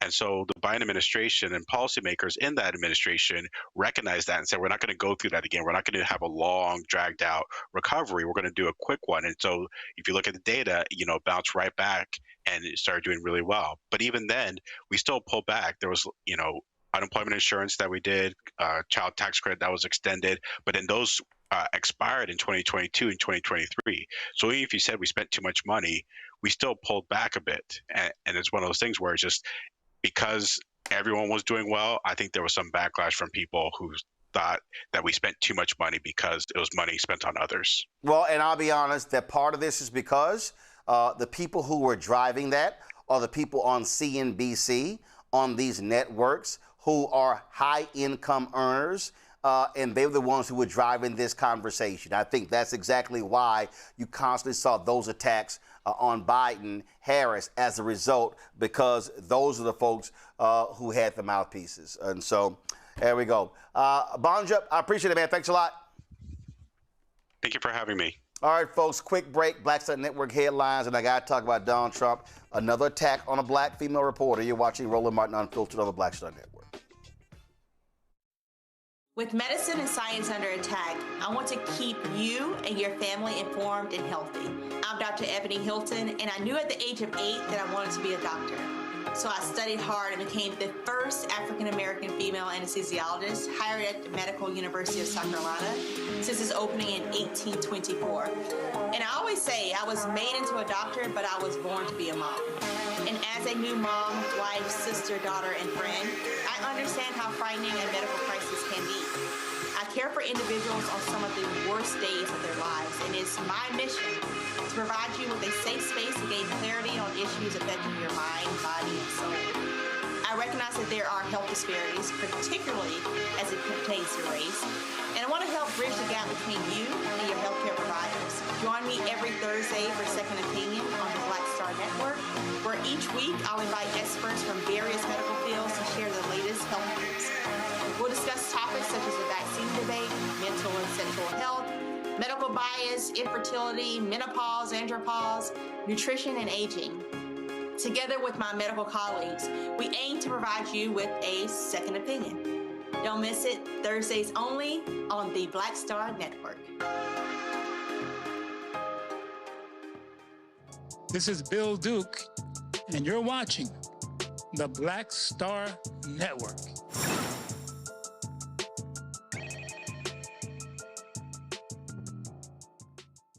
Well, Donald Trump makes a habit out of insulting and demeaning the media. They find it to be cute.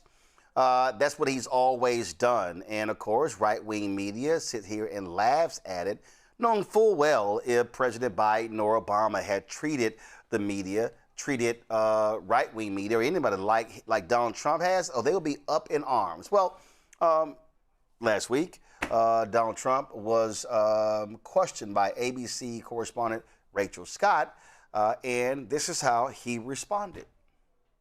You are here against the backdrop of the war in Iran. Why focus on all these projects right now? You know why? Because I want to keep our country beautiful and safe. Beautiful also. This place was a disgusting place. It was Washington Monument, the Lincoln Memorial, and we had a terrible disgust. I don't know. You probably don't see dirt, but I do. And you walk down this pond. If you would have walked down, they'll tell you better than anybody. They had to take 11 or 12 truckloads of garbage out of that lake, out of that water, and it sat there for years like that. And that's not what our country is about. Our country is about beauty, cleanliness, safety, great people, not a filthy capital. What is the status? It's such a stupid question you ask. We're fixing up the reflecting pond to the Lincoln Memorial, the Washington Monument, and you say, why are you fixing it up? Because you can understand dirt maybe better than I can, but I don't allow it. This is one of the worst reporters. She's with ABC Fake News, and she's a horror show. She's saying, why would you bother fixing this up? Why would I bother taking 11 or 12 truckloads of filth out of the water in front of the Lincoln Monument? That's what made our country great. Beauty made our country, people made our country great. A question like that is a disgrace to our country.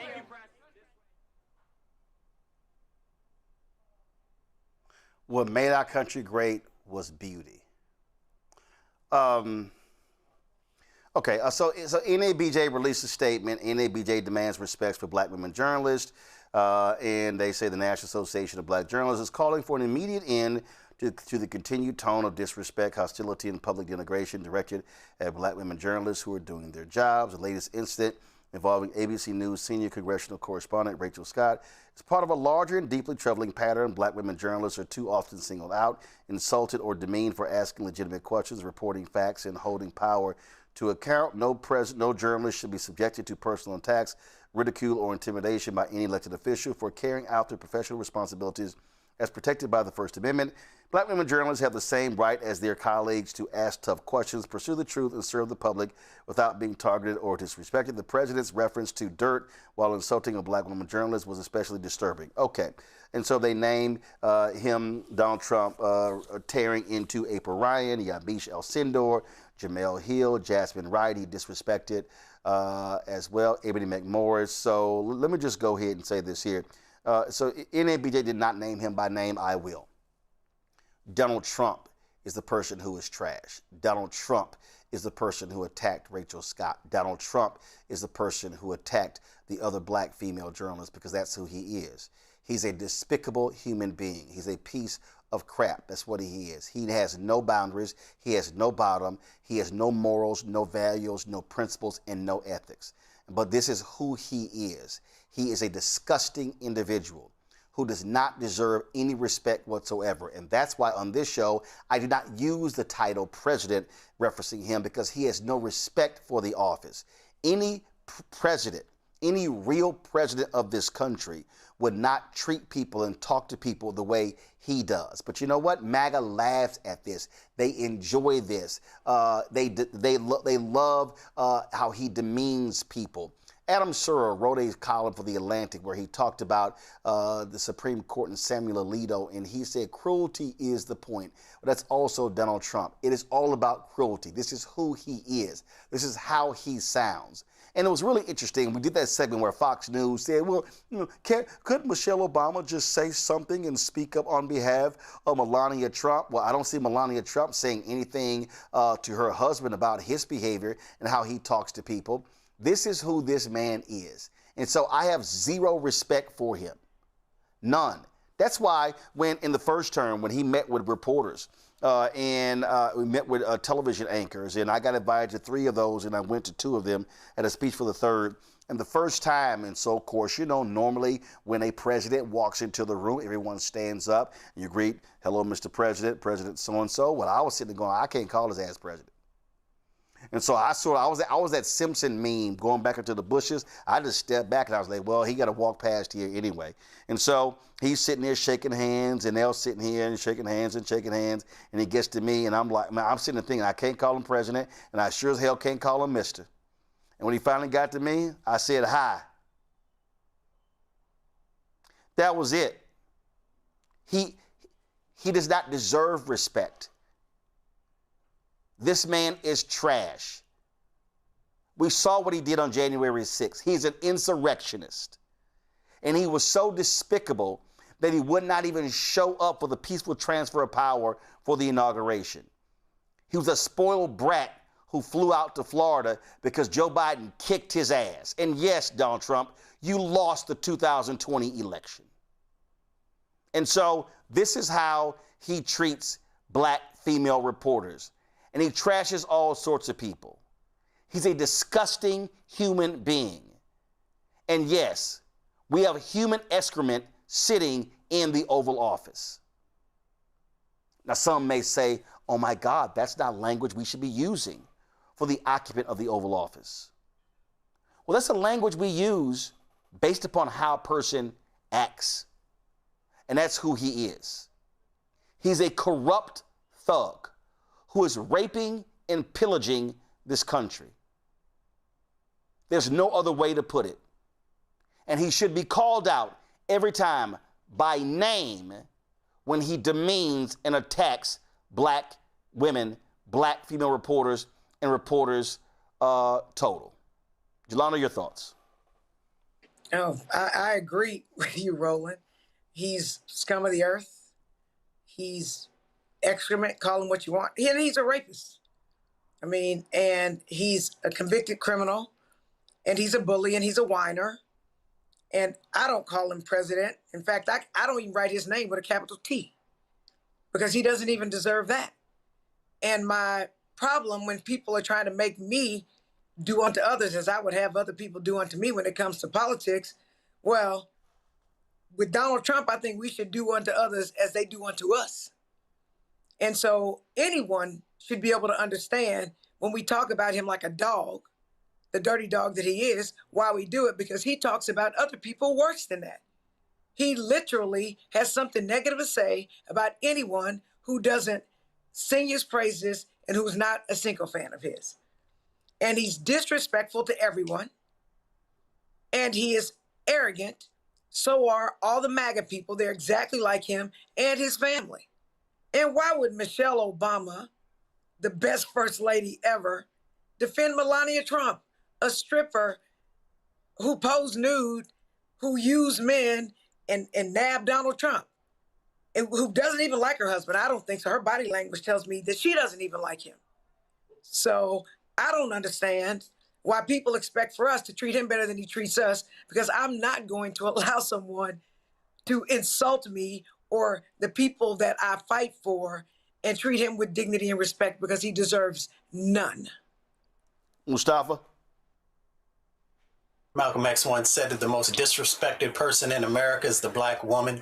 The most unprotected, the most neglected person in America is the black woman.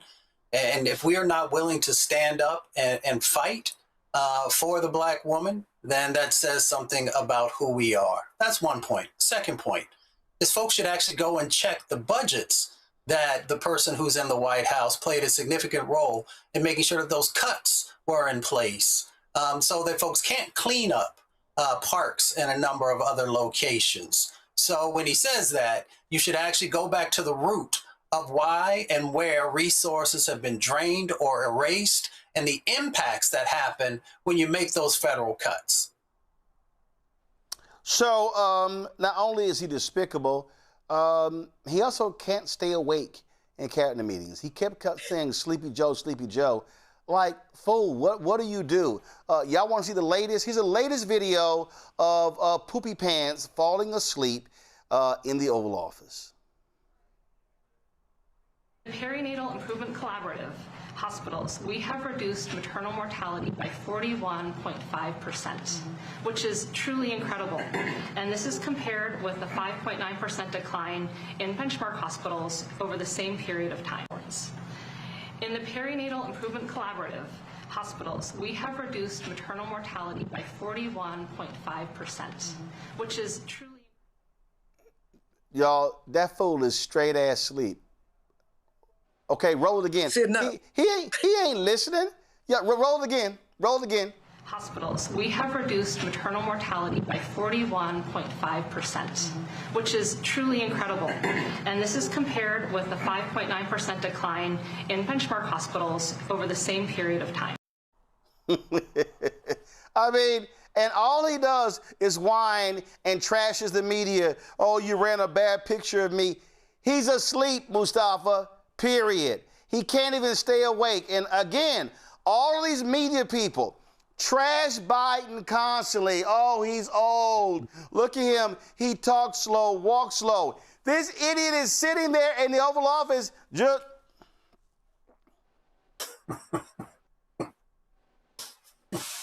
And then you all of a sudden you're going to hear, and we've all been there, that fake ass,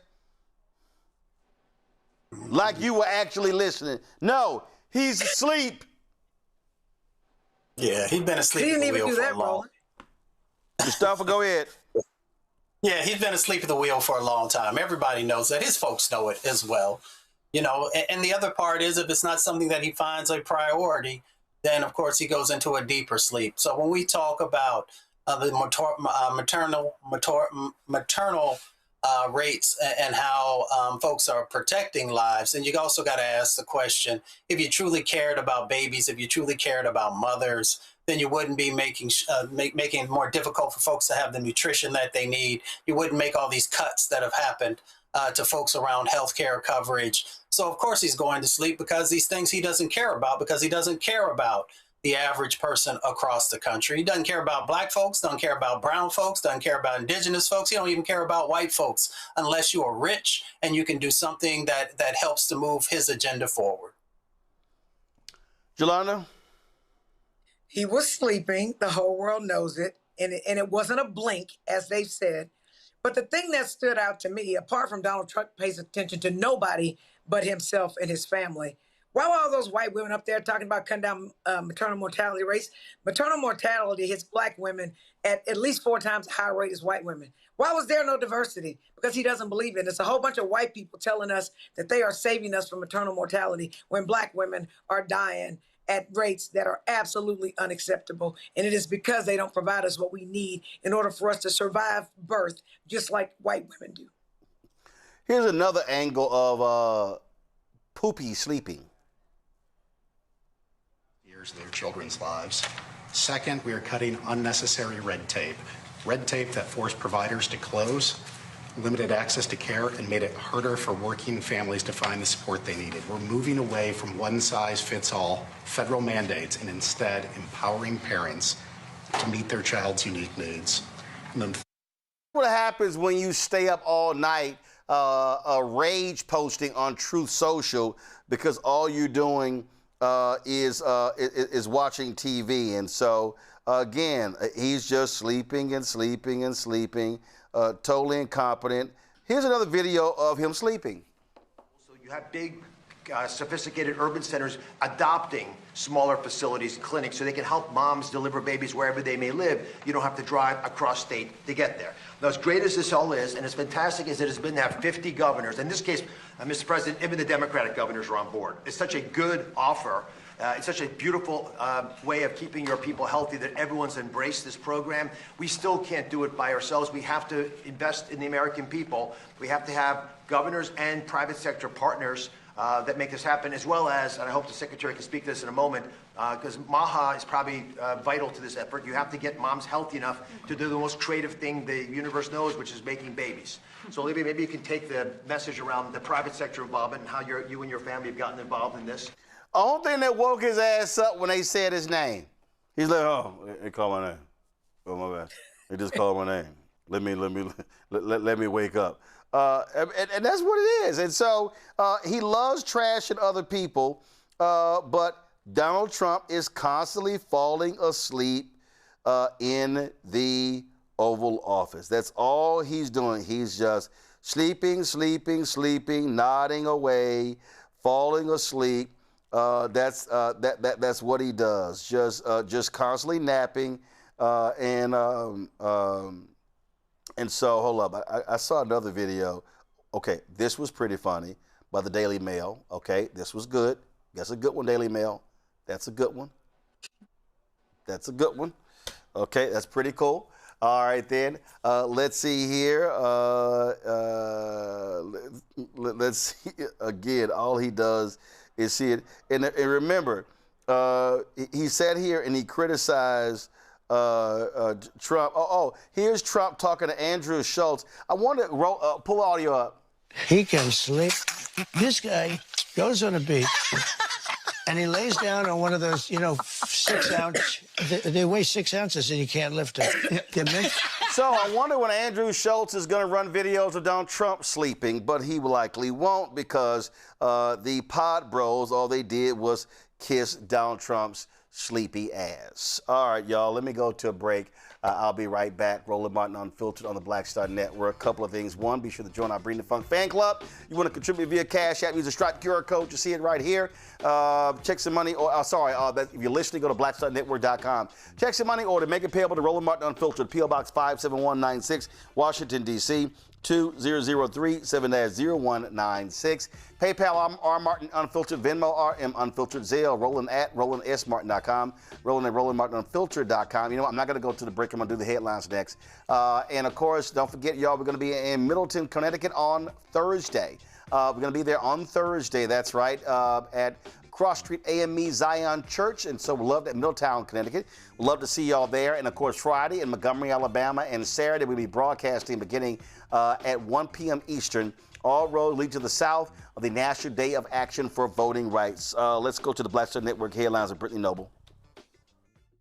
The state of Alabama has initiated a civil investigation into the Alabama Southern Poverty Law Center. State Attorney General Steve Marshall issued a subpoena regarding the organization's fundraising practices and the use of its donations. This investigation follows a criminal indictment from the Justice Department, which accuses the SPLC of fraud for allegedly using funds to pay informants with extremist groups. Marshall said the investigation will assess whether the SPLC has violated state laws governing charities or engaged in deceptive trade practices. The SPLC is nationally recognized civil rights organization known for tracking hate groups, monitoring extremism, and filing lawsuits all related to discrimination and voting rights. Acting Attorney General Todd Blanche has accused the SPLC of manufacturing racism to justify its existence. The SPLC has denied these allegations, saying its informant program, which has long been known to law enforcement, is intended to gather intelligence to prevent attacks and dismantle hate groups. Efforts are underway to stop a controversial project at the Lincoln Memorial Reflection Pool in Washington, D.C. The Cultural Landscape Foundation, a Washington-based nonprofit architectural group, is suing the Trump administration. The foundation says that the Trump administration began resurfacing the pool and painting it blue without completing the necessary congressional review and notification. They're seeking an immediate stop to the resurfacing until the administration complies with federal law, including the National Historic Preservation Act. In late April, Trump told reporters that his administration planned to resurface the pool's stone bottom in American flag blue. Crews have been applying the new material to the surface of that drained pool. And the historic Black Theater in Kentucky has been transformed into a state-of-the-art library dedicated to African-American history and culture. The Lyric Theater in Lexington, which once functioned as a museum, now houses a collection of books focusing on Black history, identity, and achievements. Visitors can explore interactive exhibits and digital screens showcasing influential African-Americans who have played significant roles in shaping the nation. Additionally, there will be an exhibit that honors local leaders and chain makers from Lexington. Organizers aim to educate the community about both local and national Black history while fostering a space for learning and connection. Now, this library is free. It's open to the public from Tuesday until Saturday from 10 a.m. until 5 o'clock p.m. And media mogul Byron Allen has reached an agreement to acquire a majority stake in BuzzFeed for $120 million. Once that transaction is finalized later this month, Allen will assume the roles of chairman and chief executive officer of the company. After nearly 2 decades, BuzzFeed founder Jonah Peretti will step down as CEO and transition to a new role, focusing on artificial intelligence and digital innovation. Well, Allen plans to expand BuzzFeed and HuffPost by incorporating free streaming video video and audio, as well as user-generated content powered by artificial intelligence. This acquisition adds another significant media brand to Allen's growing empire, which already includes the Weather Channel, the Griot, and multiple television networks nationwide. A total of 565 future doctors, dentists, researchers, and health leaders will all graduate this weekend from McCary Medical College. This group includes more than 100 medical students, 82 dental graduates, and many others studying public health, pursuing graduate studies, and working in data science. McCary Medical College, a historically Black medical school, is celebrating 150 years since its founding in 1876 with the largest graduating class in its history. And university officials say this class completed their training during a time of increased national focus on healthcare, public health challenges, and the urgent need for trusted providers in underserved communities. The class of 2026, known as the Sesquicentennial class, will officially graduate during the commencement ceremony Saturday morning at the Grand Ole Opera House. That's in Nashville. A Black teen in South Los Angeles, California, has 65 reasons to celebrate. 17-year-old valedictorian Lamont Newell was accepted into 65 colleges and universities. He ultimately chose to attend Columbia University, that's in New York City, on a full scholarship to study industrial engineering. He graduated from Bourbon Day Jesuit High School. He had a 4.4 GPA, and throughout his childhood, he and his family experienced homelessness, sometimes sleeping in their car. But he aspires to use his education to create an institution that teaches STEM skills to Black kids. Roland, back to you. All right, folks, don't forget to check out the Breakdown of Brittany Noble every day at noon Eastern. The Breakdown of Brittany Noble every day, noon Eastern on the Black Star Network. Time for Shop Black Star Network.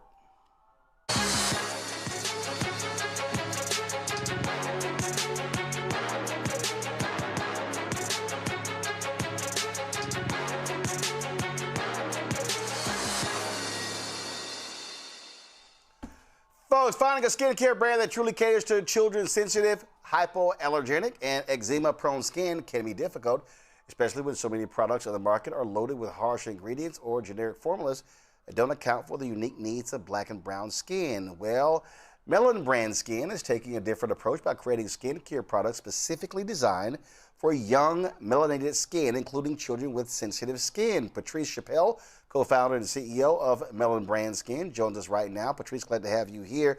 So, all right, so explain to us why melanated skin is so different. Yes, good evening. So when my son Braun was a lot younger, I could not find any skincare products for him. We started this company because of him and for kids that look like him.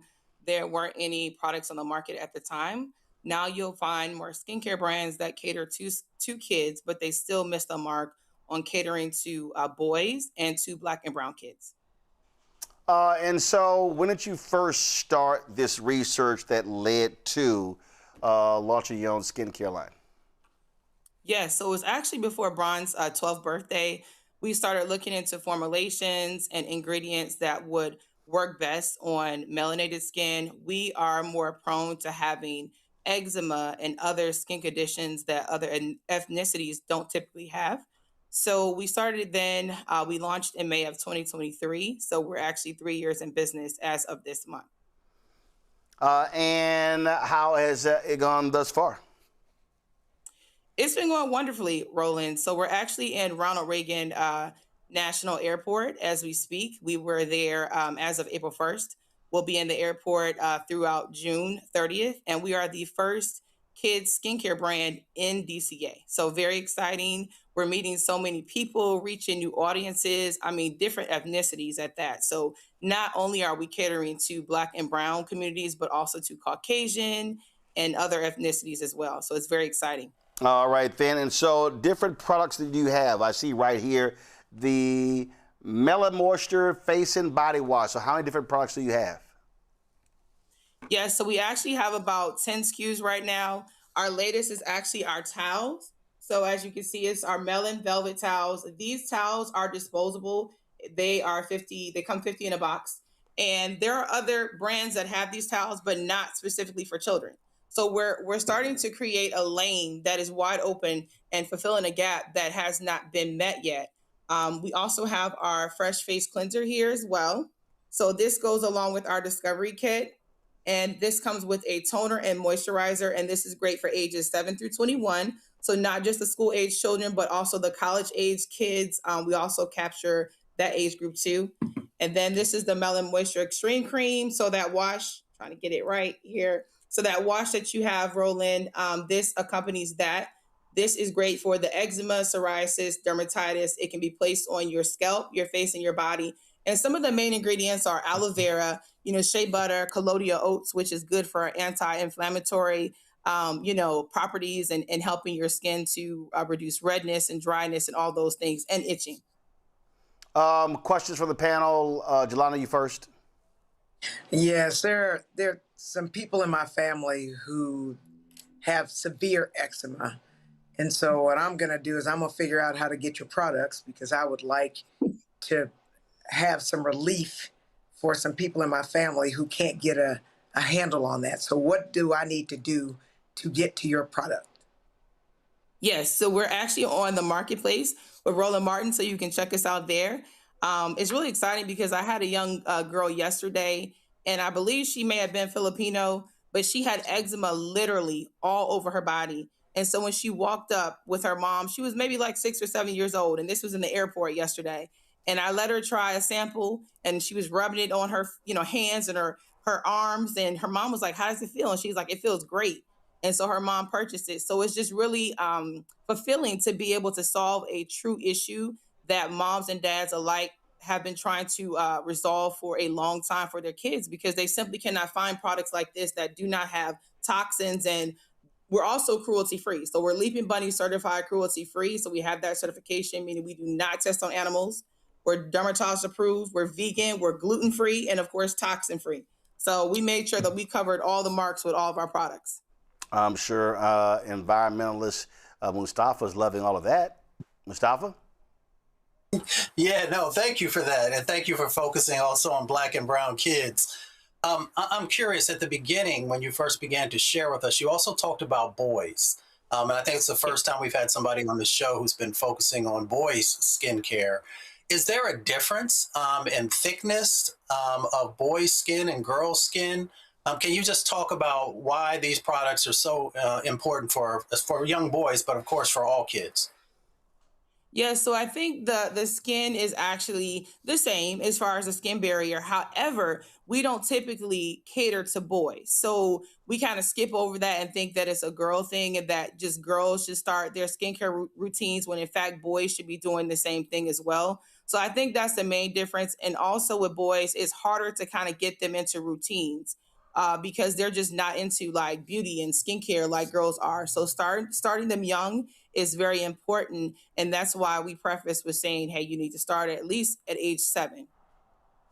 Folks, so if y'all want to check the products out, do me a favor, go to shopblackstarnetwork.com. Go right now to shopblackstarnetwork.com. You can check out the price, all the products of Melon Brand Skin, and you can purchase them there. Again, we created this for Black-owned companies to be able to showcase their products. And when you support this Black-owned business, you also support this show as well, and this network, another Black-owned business as well. And so again, support Melon Brand Skin right there at shopblackstarnetwork.com. Patrice, we certainly appreciate it. Thanks a lot. Thank you so much, Roland. All right, we appreciate it. Let me thank Jolanda and Mustafa. Khalil was with us, but we had some issues technology-wise, and so we'll get him back on. Thank you so very much to both of you. Folks, don't forget, support the work that we do. First and foremost, give me a couple of things. On Thursday, we're going to be in Middletown, Connecticut, there with Dr. Steve Perry, talking about his charter school and why is the state of Connecticut denying the #1 ranked school from being able to get another school. Y'all know, for me, school choice is the Black choice. I support Black-owned charter networks, and so we got a lot of questions that we hope to answer on Thursday. Friday, we're going to be in Montgomery, Alabama, doing the show there. And, of course, Saturday, all roads lead to the South. The National Day of Action for Voting Rights will be broadcasting live from Montgomery, Alabama. We're going to be live, first of all, at 10 a.m. from Selma and then 1 p.m. Eastern from Montgomery. And so you want to check us out. All right, folks, support the work that we do. Your dollars make it possible for us to go to places like this here, to travel, to do these stories on the road. And so our goal is real simple, to get 20,000 of our fans contributing on average $50 each a year. That's $4.19 a month, 13 cents a day. You support this show and the 5 other shows on the Black Star Network. That raises $1 million.